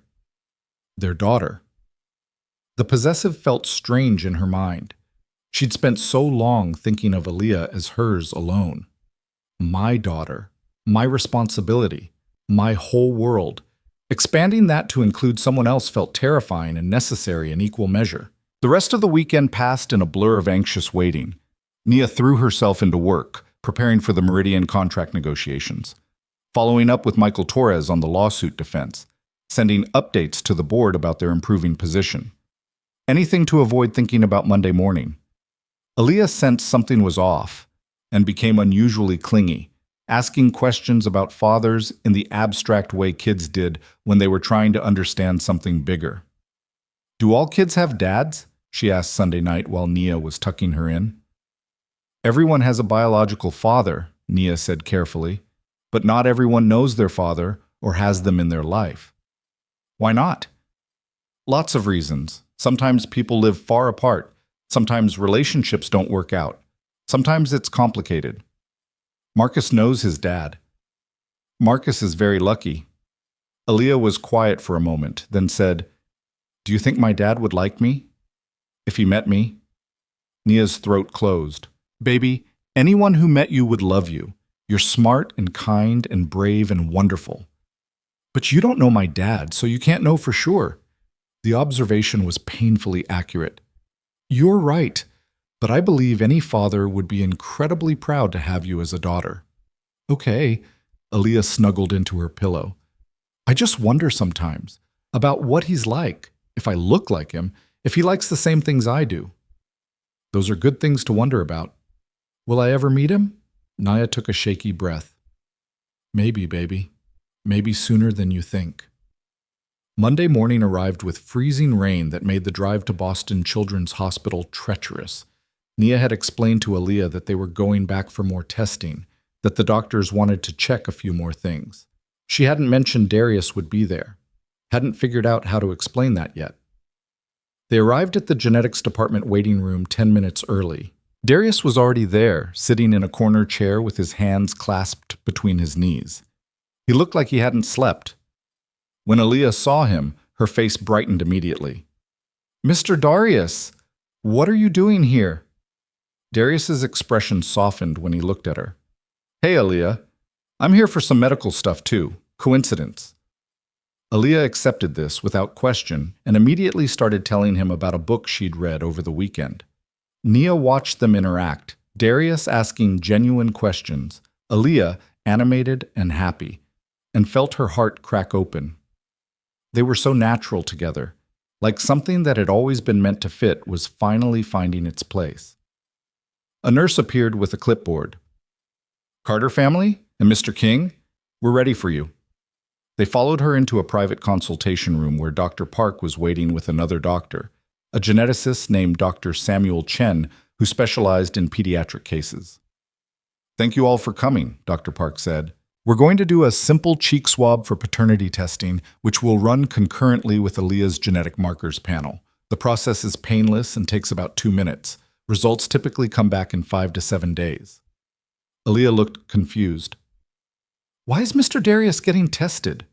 Nia and Darius exchanged glances. This was the moment, the point of no return. Nia knelt down to Aaliyah's eye level. "Baby, remember how you've been asking about your dad? About what he's like and whether you'd ever meet him?" "Yeah. Well, Darius and I knew each other a long time ago, before you were born. And there's a chance, not certain, but a chance that he might be your biological father. That's why we're doing this test, to find out for sure." Aaliyah's eyes went very wide. She looked from Nia to Darius and back again, processing. When she spoke, her voice was small. "Really?" "Really," Darius said, his voice gentle. "I didn't know about you until a few days ago. Your mom and I lost touch before she knew she was pregnant. But if the test shows I'm your dad, I want you to know that I would have been here all along if I'd known, and I want to be here now if you'll let me." Aaliyah stared at him for a long moment. Then she said, "Does Marcus know?" "Not yet. I wanted to wait until we were sure." "Are you mad at my mom for not telling you?" Darius hesitated, then said honestly, "I'm hurt that I missed so much of your life, but I'm not mad at you, and that's what matters most." "Okay." Aaliyah looked at Nia. "Is this why you've been acting weird?" "Yes, baby. This is a big thing, and I was nervous about how to tell you." "I think it's good," Aaliyah said simply.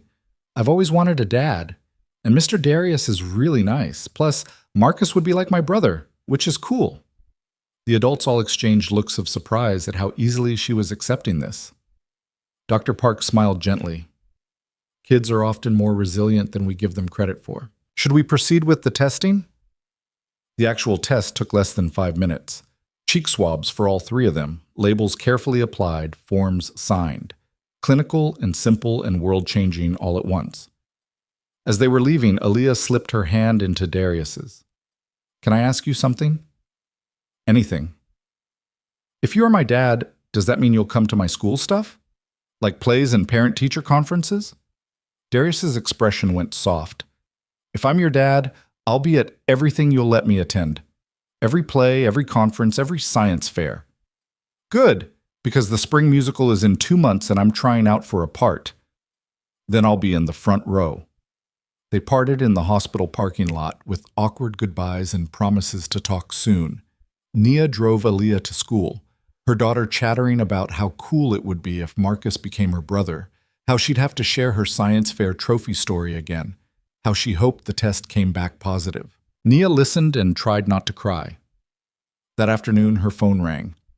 Unknown number. "This is Nia Carter." "Ms. Carter, this is Rachel Moore from Boston Business Journal.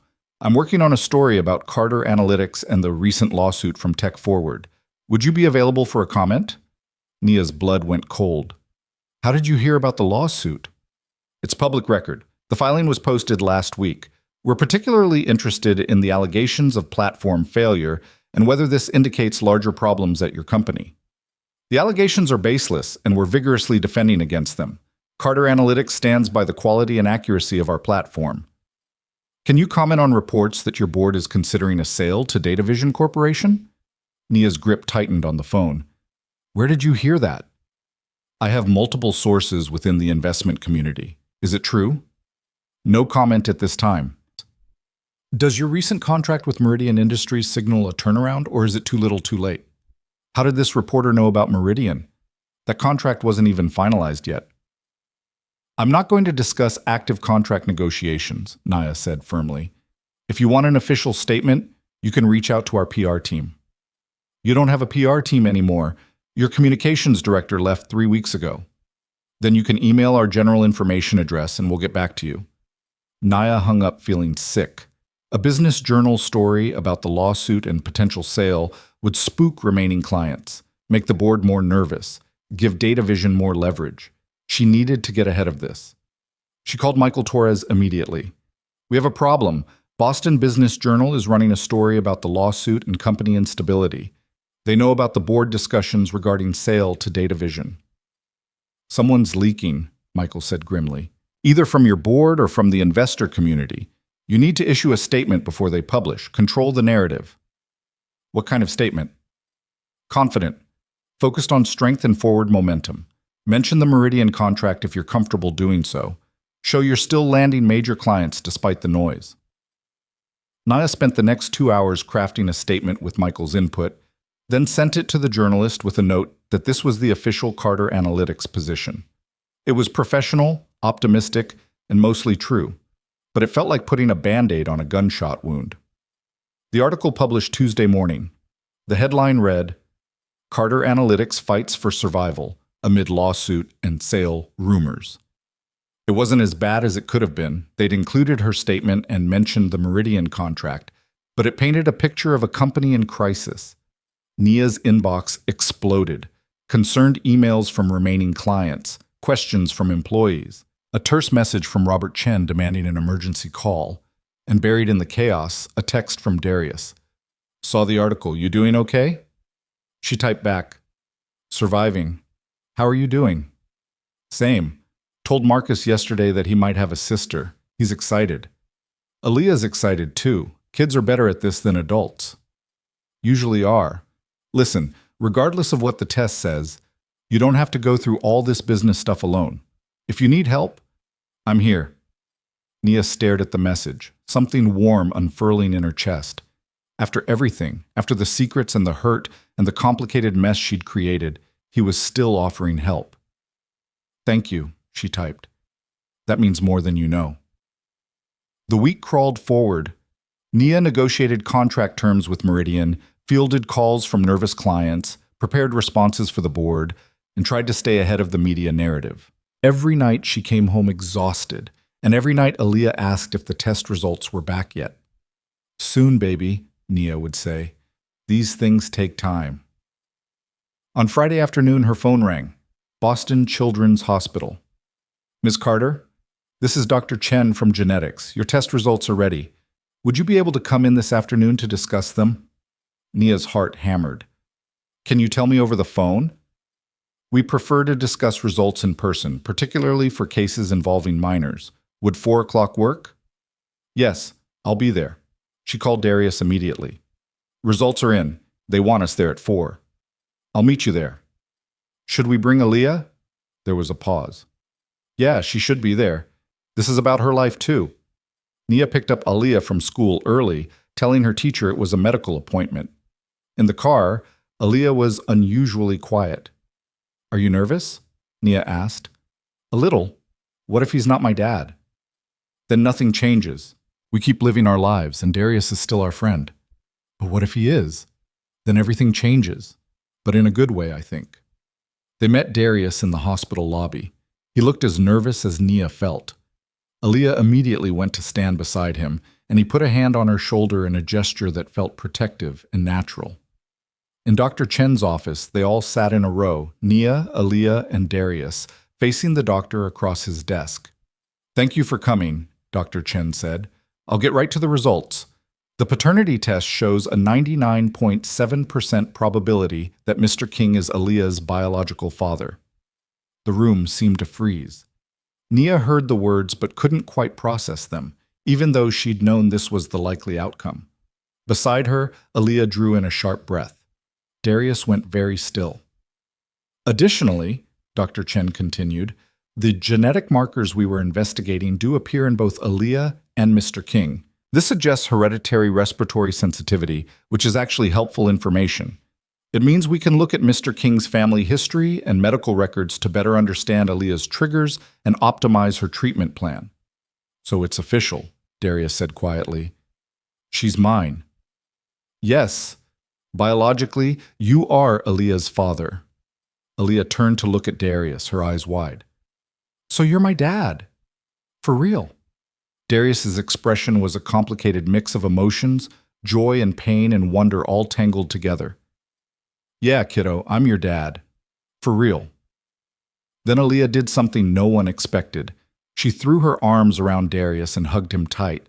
And Darius, this man who just had his entire world rearranged, hugged her back with tears streaming down his face. Nia watched them and felt her own tears fall. This was what she'd kept from him, this moment, this connection. This child who'd needed a father, and this man who'd needed a daughter, both of them finding each other a decade late, but finding each other nonetheless. I'm sorry, she whispered, though she wasn't sure if she was talking to Darius or Aaliyah or both. I'm so sorry. Darius looked at her over Aaliyah's head, and the anger that had been there in the cafe was gone. In its place was something softer, sadder, but also accepting. We figure it out from here, he said, together. And somehow, despite everything, that felt like hope. They left the hospital together, the three of them walking through the sliding doors into late afternoon sunshine that felt strangely appropriate for a day that had just rearranged the universe. Aaliyah held both their hands, Nia's on one side, Darius's on the other, swinging between them like this was the most natural thing in the world. Can we tell Marcus? Aaliyah asked, looking up at Darius. Can we tell him right now? Darius glanced at Nia, and she saw the question in his eyes. They were going to have to learn this dance, checking with each other, making decisions together, sharing responsibility for a child they'd both loved separately until this moment. Yes, Nia said, we can tell him. They drove in separate cars to Darius's apartment in Dorchester, a modest 2-bedroom in a building that had seen better days but was clean and well-maintained. Marcus was with Darius's sister Maya, who opened the door with a curious expression that shifted to surprise when she saw all three of them standing there. Darius, what's going on? Can we come in? I need to talk to Marcus. And you. Inside, Marcus was building an elaborate dinosaur scene with plastic figures and blocks. He looked up when they entered, his face brightening when he saw Aaliyah. Aaliyah, did you come to play? Kind of, Aaliyah said, suddenly shy. But we have to tell you something first. Darius sat down on the floor next to his son, gesturing for Aaliyah to join them. Naya and Maya stood back, giving them space. Darius took a deep breath. Marcus, remember how I told you that sometimes families can get bigger in unexpected ways? Yeah. Well, I just found out something really important. Aaliyah is my daughter, your sister. Marcus blinked, processing this. Then he looked at Aaliyah with wide eyes. You're my sister? For real? For real, Aaliyah confirmed. We did a DNA test and everything. That's so cool. Marcus launched himself at Aaliyah, hugging her with the unselfconscious enthusiasm of a 6-year-old. I always wanted a sister. This is the best day ever. Maya pulled Darius aside, her voice low. What the hell, Dee? You have a daughter? How long have you known? About a week. It's complicated. I'll explain everything later. You better. But Maya's expression softened as she watched the kids already planning what games they'd play together, how they'd arrange sleepovers, whether Aaliyah could teach Marcus about planets. She's beautiful. Looks like you. She looks like her mother, Darius said, glancing at Naya. But yeah, I can see it too. They stayed for an hour, letting the kids absorb the news and start building the sibling relationship that had been waiting to exist. When it was time to leave, Marcus hugged Aaliyah goodbye with the solemnity of a sacred promise. See you tomorrow, sister, he said. See you tomorrow, brother, Aaliyah replied. In the car on the way home, Aaliyah was quiet for a long time.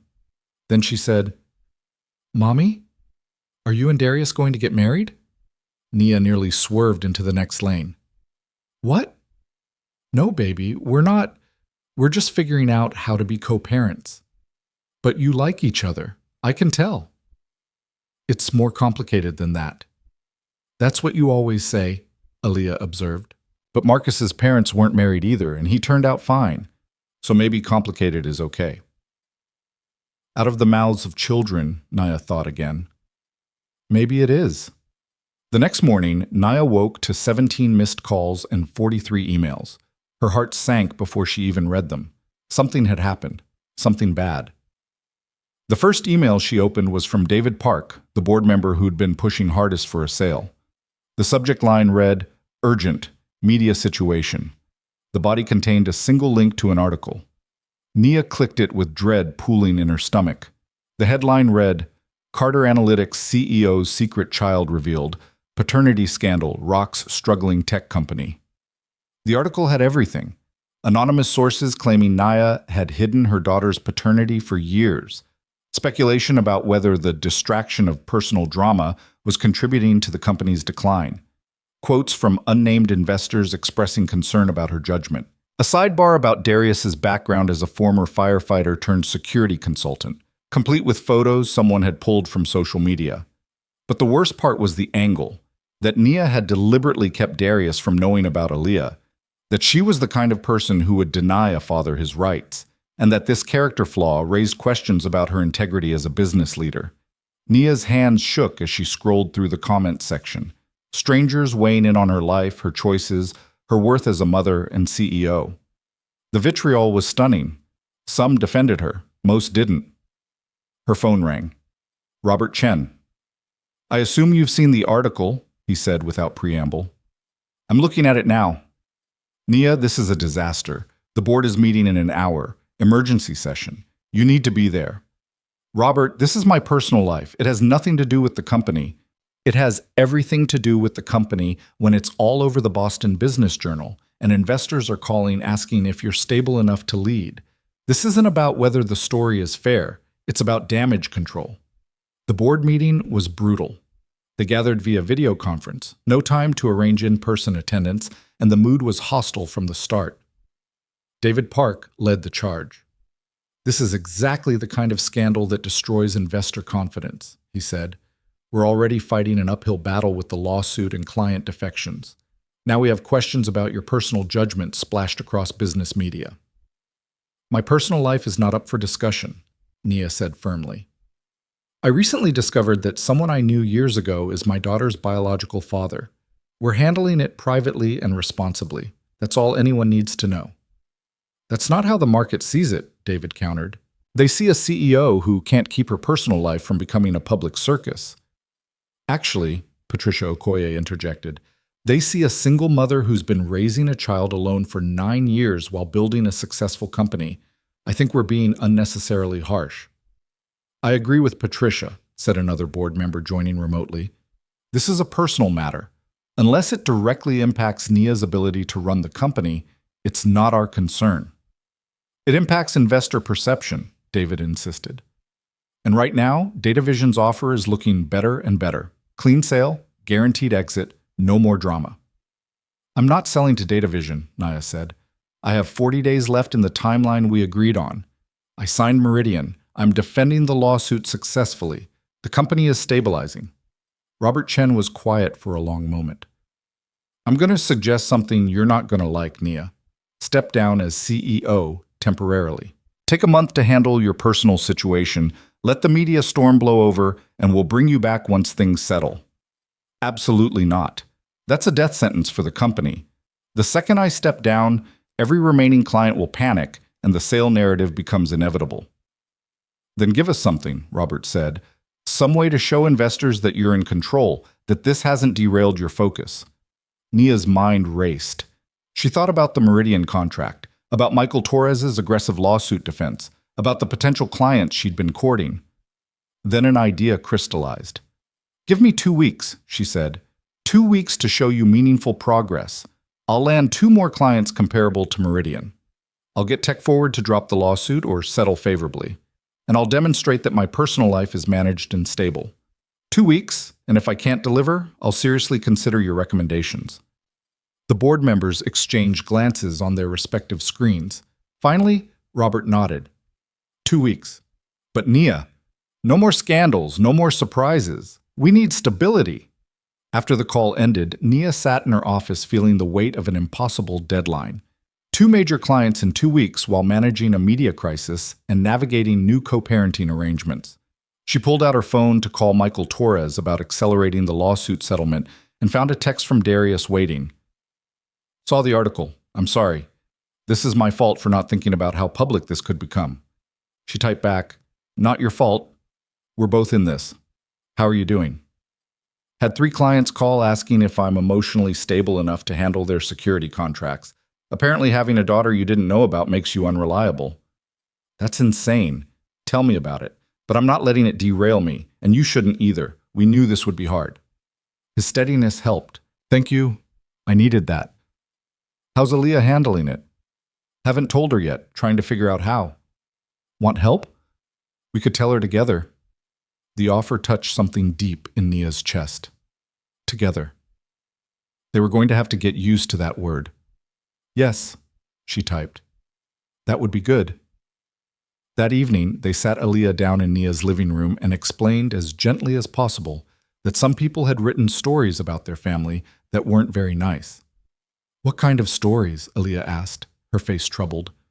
Stories that say your mom made mistakes by not finding me sooner, Darius said. Stories that make it sound like we're not handling this well. But you are handling it well, Aaliyah protested. You're being nice to each other. You're trying to be friends. That's good, right? It is good, Nia confirmed. But sometimes people who don't know the whole story make judgments anyway. That's not fair. No, it's not, Darius agreed. But here's what I want you to know, Aaliyah. No matter what anyone writes or says, the truth is simple. You have a mom who loves you, and now you have a dad who loves you too. We're figuring out how to be a family, and that's nobody else's business. What if kids at school say mean things? Nia and Darius exchanged worried glances. They hadn't thought about school. If anyone says anything, Nia said firmly, you tell a teacher immediately, and you remember that people's opinions don't change the facts. You are loved, you are wanted, and you did nothing wrong. Okay, Aaliyah said in a small voice, but I wish people would just leave us alone. Me too, baby. Me too. The next morning, Nia walked into her office to find Jennifer waiting with an envelope. This came by courier this morning, Jennifer said, from Tech Forward's legal team. Nia opened it with hands that wanted to shake but refused to. Inside was a settlement offer. Tech Forward would drop the lawsuit in exchange for a written statement acknowledging communication challenges during the contract period, plus a payment of $200,000. It was extortion dressed as compromise, but it was also a way out. She called Michael Torres immediately. They're offering to settle. I saw. It's a lowball designed to make you look guilty while letting them save face. Can we negotiate it down? Probably. I can get them to $100,000 and remove the written statement, maybe even less if we push hard. But Nia, here's what you need to consider. Even $100,000 is money you don't have to spend. If we take this to trial and win, which we will, you pay me, you pay court costs, you tie up months in litigation. Sometimes the smart move is to pay the bullies lunch money and move on. How long to negotiate a better settlement? A week, maybe less. I'll make it clear we're willing to walk away if they don't come down significantly. Do it. I need this resolved fast. On it. With the lawsuit potentially off the table, Nia focused on landing new clients. She had meetings scheduled with 3 prospects that week. 2 were lukewarm, but the third, a healthcare analytics firm called MedData Solutions, had expressed serious interest before the media story broke. Their CEO, a sharp woman named Dr. Lisa Friedman, opened their meeting with brutal directness. Ms. Carter, I'm going to address the elephant in the room. I read the article about your personal situation. I don't care about your private life, but I care very much about stability. Convince me that Carter Analytics isn't about to implode. Nia had prepared for this. She pulled out a presentation showing their recent wins. The Meridian contract, the improving lawsuit situation, client retention numbers that were finally stabilizing. But more than that, she talked about what she'd learned. 6 months ago, I thought I had to do everything alone to prove I was capable, she said. I thought asking for help was weakness. That mindset nearly destroyed my company and my personal life. What I've learned is that strength isn't about doing everything yourself. It's about building a team you can trust and knowing when to lean on them. Carter Analytics is stronger now because I'm finally strong enough to admit I can't do it all alone. Dr. Friedman studied her for a long moment. That's either very honest or very calculated. It's honest. I'm too tired to be calculated anymore. Something shifted in Dr. Friedman's expression. I became a CEO at 32, right after my divorce, with 2 kids under 5. Every business publication called me a risk. Every investor questioned my focus. I built MedData into a $100 million company while proving all of them wrong. So when I see another woman getting crucified for having a complicated personal life while trying to run a business, it pisses me off. Nia felt hope kindle. Does that mean... It means I'm going to give you a shot. Smaller contract than you proposed. Let's start with $300,000 annually and scale up if performance meets expectations. But I want quarterly reviews and direct access to you, not your account team. Done. Absolutely done. They shook hands, and Nia left the meeting feeling like maybe, just maybe, she could actually pull this off. The second prospect also converted, though at a smaller scale, $150,000 annually for data analytics consulting. It wasn't the massive wins she'd hoped for, but it was forward momentum, real, measurable progress. By the end of the week, Michael Torres had negotiated Tech Forward's settlement down to $75,000 with no admission of wrongdoing. The board, when presented with the new contracts and lawsuit resolution, had to acknowledge that Nia was delivering results. But the media attention didn't fade. If anything, it intensified. A reporter showed up at Alia's school trying to interview parents about what they thought of the scandal. Darius had to threaten legal action to get them to back off. Someone posted photos of Nia and Darius having coffee together with captions speculating about their relationship status. The comment sections were vicious, half calling Nia a manipulator, half calling Darius a deadbeat, everyone having opinions about 2 people they'd never met. Through it all, they tried to maintain normalcy for the kids. Marcus and Aaliyah had their first official sibling playdate at a children's museum, where they spent 3 hours exploring exhibits and arguing cheerfully about whether T-Rex could beat a Triceratops in a fight. Darius and Nia followed behind them, learning to navigate shared parenting in real time. She's good with him, Darius observed, watching Aaliyah patiently explain a pulley system to Marcus. Natural big sister energy. She's always wanted siblings, Nia said. This is like a dream come true for her. For him too, and for me, honestly. He paused. I know the media circus is hell, and I know we have a lot to figure out, but Nia, I'm grateful for all of it. even the hard parts. I'm grateful too, Nia said quietly. And I'm sorry. I know I've said it before, but I need to say it again. I'm sorry for the years you missed. I'm sorry for making a decision that wasn't mine alone to make. I know, and I'm working on forgiving you. Not there yet, but working on it. That's fair. They watched the kids for a while in comfortable silence. Then Darius said, "The co-parenting thing. We should probably formalize it. Custody arrangement, schedules, all that legal stuff." "Yeah, I've been thinking about that too. I don't want to fight you for time with her. I want us to work together, but I also need to be honest. I want real time, Nia, not just weekends here and there. I want to be a real parent. I want that too. For both of you." Nia took a breath. "What if we start with 50-50? Week on, week off? Or if that's too disruptive for her routine, maybe 3 days with you, 4 with me, alternating?" Darius looked surprised. "You'd be okay with that much time? I've had 9 years with her to myself. You deserve to build that relationship too. And honestly, she needs you. I can give her a lot, but I can't give her a father. You can." 50-50 works, Darius said, his voice rough with emotion. "We'll make it work." That night, Nia got a call from an unknown number. She almost didn't answer, but something made her pick up. "Miss Carter, this is Amanda Chen from the Boston Women in Business Alliance. I'm calling because we'd like to invite you to speak at our annual conference next month." Nia was confused. "I appreciate the offer, but given the recent media attention, I'm surprised you'd want me as a speaker." "Actually, that's exactly why we want you. We've had a dozen members reach out saying your story resonates with them. Single mothers trying to build businesses, women dealing with unexpected personal challenges while leading companies, people exhausted from having to be perfect all the time. You're not damaged goods, Ms. Carter. You're real. And that's what our members need to hear." "What would you want me to talk about?" "Whatever you want. Your journey building Carter Analytics, balancing motherhood and entrepreneurship, navigating crisis, asking for help, being human in a business culture that demands perfection, whatever feels authentic to you." Nia thought about the woman who'd written "Help me" on a napkin 3 weeks ago. The woman who'd been drowning and too proud to admit it. The woman who'd been pretending everything was fine while her world collapsed. "Yes," she said, "I'd like to speak." 2 days before the board's 2-week deadline, Nia presented her results. The Meridian contract finalized at $600,000 annually. MedData Solutions signed at $300,000. The smaller consulting client at $150,000. The Tech Forward lawsuit settled for $75,000 with no admission of wrongdoing. Total new annual revenue, $1.05 million. Total one-time expense, $75,000.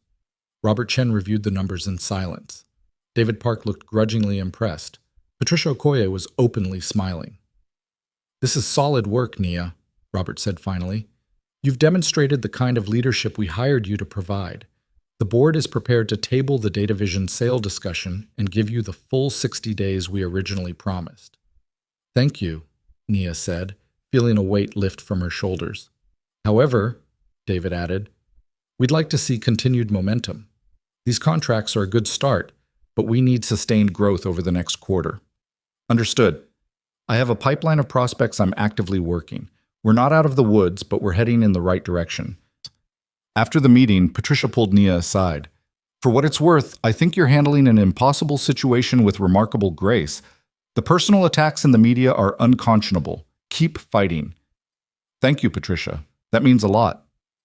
That weekend was Darius's first official custody period with Aaliyah. They'd worked out the schedule together, sitting at Nia's kitchen table with calendars and gentle negotiations, building the framework for shared parenting. Aaliyah would spend Friday through Monday morning with Darius, then Monday afternoon through Friday with Nia. Holidays and special events would be negotiated case by case.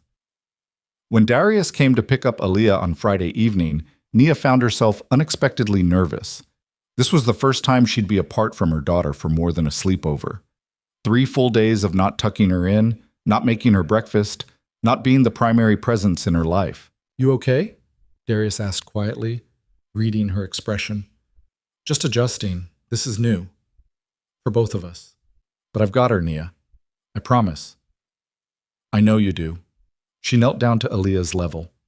Have fun with your dad and Marcus, okay? Call me if you need anything. I will, Mommy, but I'm going to be fine. Dad said we're going to the aquarium tomorrow. Dad.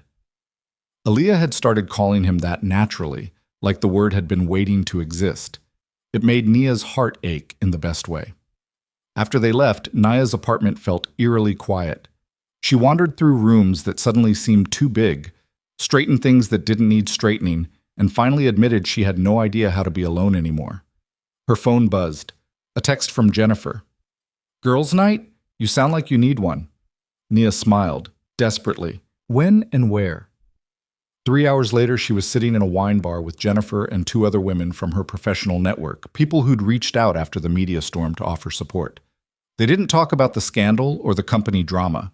They talked about books and travel and the exhausting performance of being professional women in a world that demanded perfection. I read that you're speaking at the Women in Business conference, one of them said. That's gutsy, given everything. Or stupid, Nia said. Haven't decided which yet. It's gutsy, Jennifer said firmly, and necessary. Too many women are struggling in silence because they think asking for help makes them weak. You're showing them it doesn't. I literally wrote "help me" on a napkin and left it on a restaurant table, Nia said. If that's not rock bottom, I don't know what is. Rock bottom is where you find out what you're made of, the third woman said. Sounds like you're made of pretty strong stuff. The weekend passed in a strange liminal space. Nia caught up on work, cleaned her apartment obsessively, and tried not to check her phone every 5 minutes for updates from Darius. He sent photos periodically. Aaliyah and Marcus at the aquarium, both kids covered in ice cream, Aaliyah laughing at something Marcus said. She looked happy. She looked like she belonged. On Sunday afternoon, Nia's phone rang. Darius. Everything okay? She answered immediately. Everything's great, but Aaliyah wants to talk to you. Mommy! Aaliyah's voice was bright with excitement. We saw sharks, and Marcus got scared, but I held his hand and told him they couldn't get through the glass. That was very brave of both of you. And Dad made pancakes for breakfast, and they were shaped like dinosaurs. Well, they were supposed to be dinosaurs, but mostly they looked like blobs, but they tasted good. Nia laughed. Sounds like you're having fun. I am. But I miss you too. Is that okay? It's very okay, baby. I miss you too. But I'm glad you're having a good time with your dad. He's really nice, Mommy. I'm glad we found him. Me too, sweetheart. Me too. After she hung up, Nia sat with her phone in her hand, feeling something unfamiliar settle in her chest. Not quite contentment, there was too much uncertainty for that. But maybe acceptance. This was her life now. Shared custody, co-parenting, building something new from the rubble of what she'd thought her life would be. And maybe, just maybe, it could be good.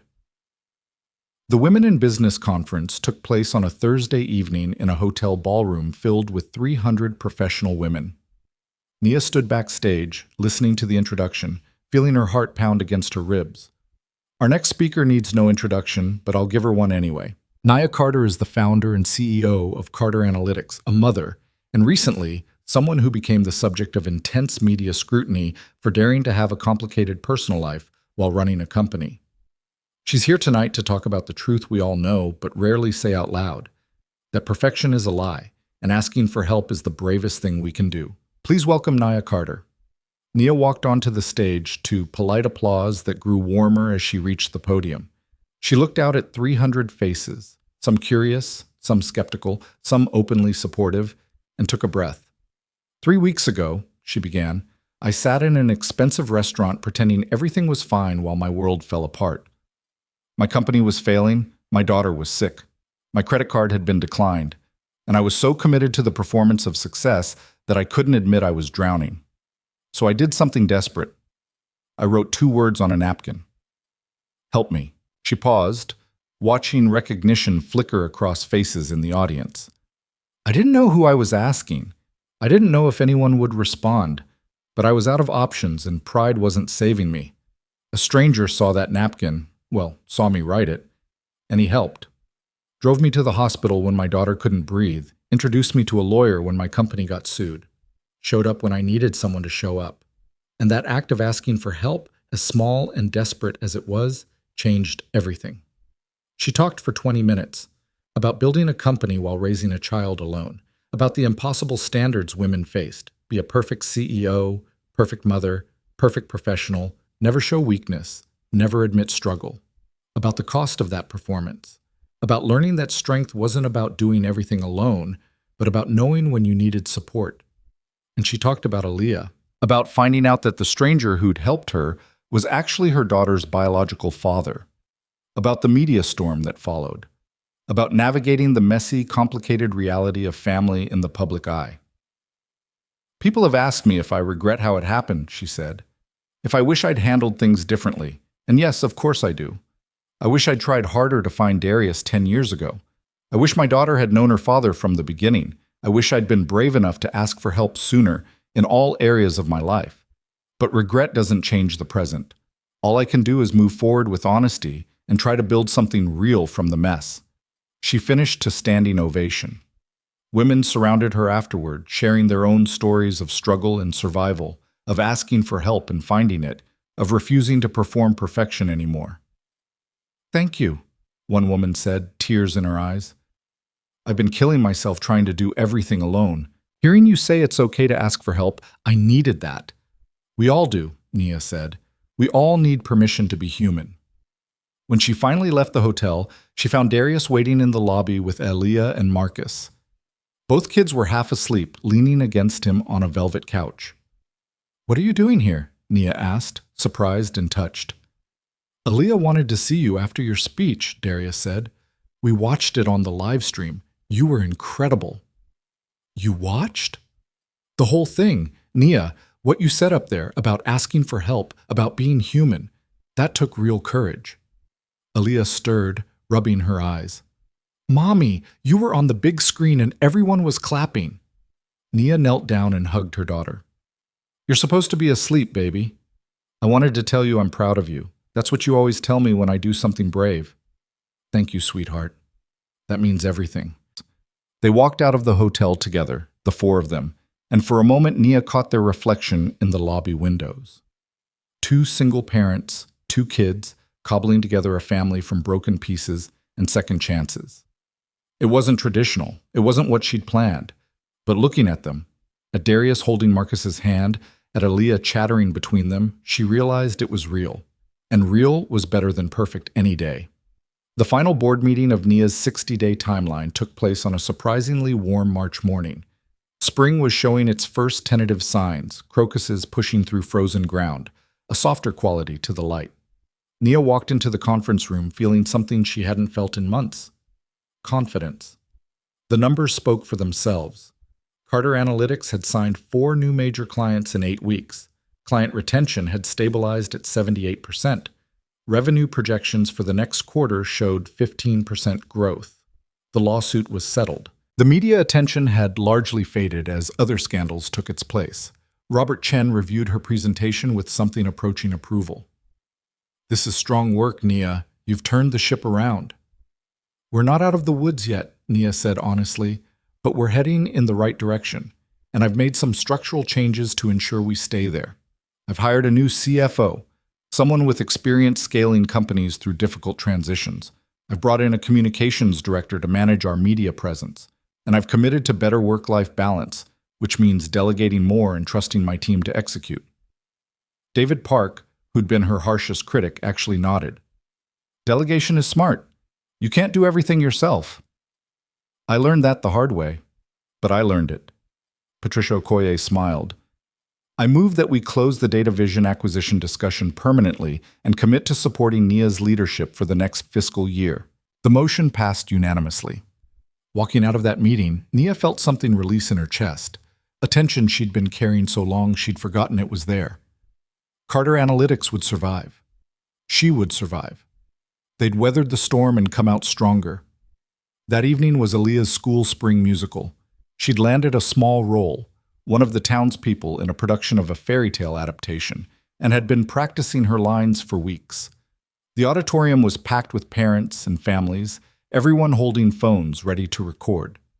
Nia found Darius and Marcus saving her a seat in the third row. "Best seats in the house," Darius said. gesturing to the empty chair beside him. How'd you manage that? Got here 45 minutes early. Marcus insisted we needed to be close so Aaliyah could see us. The lights dimmed and the show began. When Aaliyah walked on stage in her costume, a simple dress with flowers in her hair, both Nia and Darius sat up straighter. She delivered her 3 lines with perfect clarity and even remembered to project her voice the way her drama teacher had instructed. In the middle of the performance, Darius's hand found Nia's on the armrest between them. It wasn't romantic, not exactly, but it was connection, partnership. 2 parents sharing pride in their daughter. After the show, Aaliyah ran to them, still wearing her costume, her face bright with excitement. Did you see me? Did I do good? You were perfect, Nia said, hugging her tight. Absolutely perfect, Darius agreed, scooping her up despite her being arguably too big for it. Best townsperson in the whole production. I wasn't nervous at all, Aaliyah said proudly. Because I knew you were both watching. Marcus tugged on Darius's sleeve. Can we get ice cream to celebrate? I don't see why not, Darius said, looking at Nia. You in? Absolutely. They went to a small ice cream shop near the school. The 4 of them crowded into a booth, the kids arguing cheerfully about flavor superiority, while Nia and Darius exchanged amused glances over their heads. This is nice, Darius said quietly. All of us together. It is, Nia agreed. Chaotic and messy, and nothing like I planned, but nice. The best things usually are. Later, after they dropped Marcus and Darius at their apartment, and Nia had gotten Aaliyah ready for bed, her daughter asked the question that had clearly been building for weeks. Mommy, are you and Dad going to fall in love? Nia sat on the edge of Aaliyah's bed, choosing her words carefully. I don't know, baby. We're learning to be friends and co-parents first. Love is complicated. But you like him, right? I do. He's a good person. And he likes you, I can tell. Maybe, but whether we like each other that way or not, the important thing is we both love you. And we're committed to working together to give you the best life we can. Okay, but I think it would be cool if you fell in love. Then we could all live together and be a real family. We're already a real family, sweetheart. Families don't have to look traditional to be real. I know, but still, it would be cool. After Aaliyah fell asleep, Nia stood in her doorway watching her daughter breathe easily. The new treatment plan from Dr. Chen was working perfectly, and felt gratitude so intense it was almost painful. 3 months ago, she'd been drowning. Now she was here. Not perfect, not fixed, but surviving, building, moving forward. Her phone buzzed. A text from Darius. Thanks for today. The musical, the ice cream, all of it. This co-parenting thing is getting easier. She typed back. It is. We're getting good at it. We are. Hey, random question. You doing anything Saturday? Marcus has a soccer game and Aaliyah mentioned wanting to watch. Thought maybe we could make it a family thing. Family thing. The phrase made Nia smile. We'll be there, she typed. Good. See you then. 6 weeks later, Carter Analytics announced a major partnership with a national retail chain that would triple their annual revenue. The board approved a budget for new hires. Nia's team started growing again. The company that had been on the brink of collapse was not just surviving but thriving. The media had mostly moved on, though occasionally someone would recognize Nia and ask about that paternity situation. She'd learned to smile politely and say, "We're doing great, thanks for asking," before changing the subject. Darius's security consulting business was growing too. He'd landed several new corporate clients, impressed by his thorough risk assessments and calm demeanor under pressure. He and Nia had settled into a comfortable co-parenting rhythm. Week on, week off, fuff, with frequent texts updating each other on Aaliyah's activities and needs. They'd also, almost without discussing it, started spending more time together as a unit. Family dinners once a week, weekend outings with both kids, casual coffee dates while the children were at school, ostensibly to discuss parenting logistics, but really just to talk. One Saturday in late spring, they took the kids to the Boston Public Garden. Aaliyah and Marcus were feeding ducks, while Nia and Darius sat on a bench nearby, watching them. I've been thinking, Darius said, about what Aaliyah said after the musical, about whether we might... He stopped, seeming uncharacteristically uncertain. Might what? Nia prompted gently. Might try being more than co-parents, more than friends. Nia's heart skipped. Darius, I know it's complicated, he continued quickly. We have a lot of history to work through. I'm still processing the years I missed, and you're rebuilding your company, and we both have a lot on our plates. But Nia, somewhere in the middle of all this chaos, I've realized something. I like you. Not just as Aaliyah's mother, not just as a co-parent, but as you. And I hope, you might feel the same way. Nia looked at him, this man who'd appeared in her life like an answer to a prayer she hadn't known how to pray, who'd helped her when she was drowning, who'd forgiven her when he had every right to walk away, who'd stepped into fatherhood with both feet and never looked back. I do, she said. Feel the same way. But you're right, it's complicated. We're still figuring out the co-parenting thing. Adding romance to that could make everything messier. Or it could make everything better. We're already spending time together, already building something. Why not acknowledge what's actually happening? Because if it doesn't work, we still have to co-parent. We can't just walk away from each other. True. But Nia, we're not going to walk away from each other anyway. We're committed to Aaliyah for life, no matter what happens between us. So maybe the question isn't whether it's risky, but whether it's worth the risk. Before she could answer, both kids came running over, breathless and laughing. Dad, can we get the swan boats? Marcus asked. Please, please, please, Aaliyah added. Sure, Darius said, standing and offering Nia his hand. Come on, Mom. Family adventure awaits. Nia took his hand and let him pull her up. As they walked toward the swan boats, two kids running ahead, two adults following behind, fingers still intertwined, she thought about risk and reward, about the napkin that had started everything, about asking for help and finding it in the most unexpected place. Yes, she said quietly. Darius looked at her. Yes? Yes, it's worth the risk. Let's try. His smile was like sunshine breaking through clouds. Yeah? Yeah.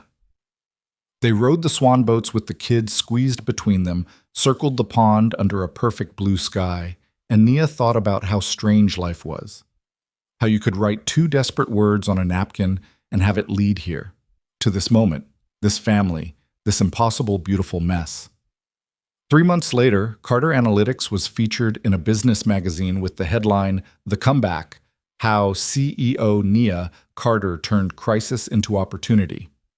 The article focused on her business strategies, but toward the end it mentioned her personal life too, how she'd found her daughter's father after 10 years, how they were successfully co-parenting, how she'd learned to ask for help and build a support system. The reporter asked if she had any advice for other entrepreneurs facing crisis. Ask for help sooner, Nia had said. Pride is expensive, support is priceless, and sometimes the thing you think will destroy you is actually the thing that saves you. By autumn, Nia and Darius were officially together.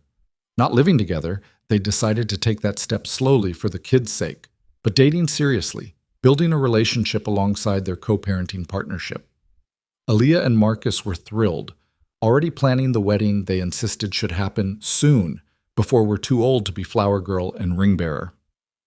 On a crisp October evening, the four of them sat in Darius's living room playing board games. Marcus was winning, which delighted him.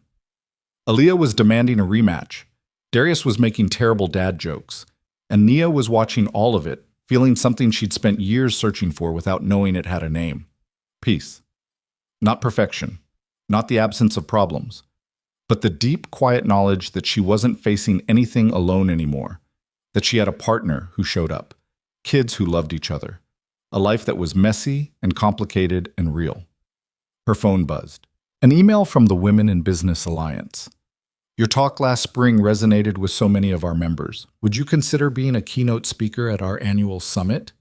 She looked up at Darius, who was helping Marcus count his game points, and at Aaliyah, who was already setting up the board for another round. Everything okay? Darius asked, noticing her expression. Everything's perfect, Nia said, and for the first time in as long as she could remember, she actually meant it. A year after writing 2 desperate words on a napkin, Nia Carter stood in the same restaurant, Rossi's, but this time she wasn't alone. Darius sat across from her, the kids were with Maya for the evening, and they were celebrating. Carter Analytics had just closed its most profitable quarter ever. The The company she'd nearly lost had become stronger than it had ever been. "Should we get champagne?" Darius asked, studying the wine list. "Let's get the most expensive bottle they have," Nia said recklessly. "We're celebrating. Big spender now, huh?" "I can afford it. And more importantly, I'm not pretending anymore. If I want champagne, I'm getting champagne. If I need help, I ask for it. If something's wrong, I say so. No more performance. I'll drink to that." The waiter brought their champagne and took their orders. As he walked away, Nia pulled something from her purse, a cloth napkin, carefully preserved in a plastic sleeve.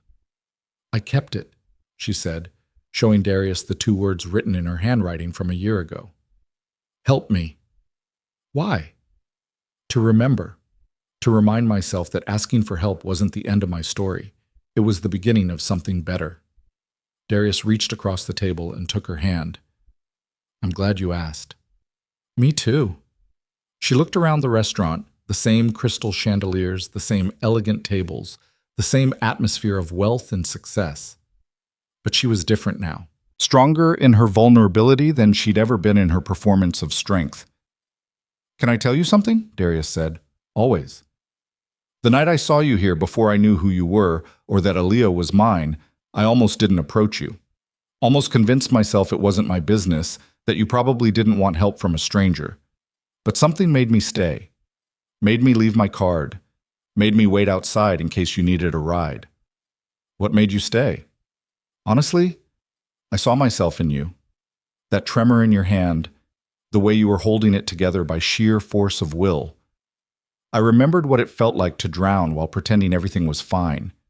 And I thought, if someone had noticed me back then, if someone had offered help without judgment, it would have made all the difference." "It made all the difference to me," Nia said softly. "You made all the difference." They touched glasses, the crystal chiming softly, and drank to second chances and unexpected families, and the courage it took to write 2 simple words on a napkin. Outside the restaurant windows, Boston glittered in the autumn dark.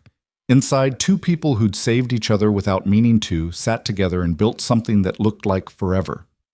And somewhere across the city, 2 kids were probably still awake, plotting how to convince their parents that a wedding should definitely happen soon. But that was a conversation for another day. Tonight was for celebrating the journey from "help me" to "we've got this." From drowning to surviving to thriving. From alone to together. From broken to whole. And that was the best ending Nia Carter could have imagined. Not because it was perfect, but because it was real.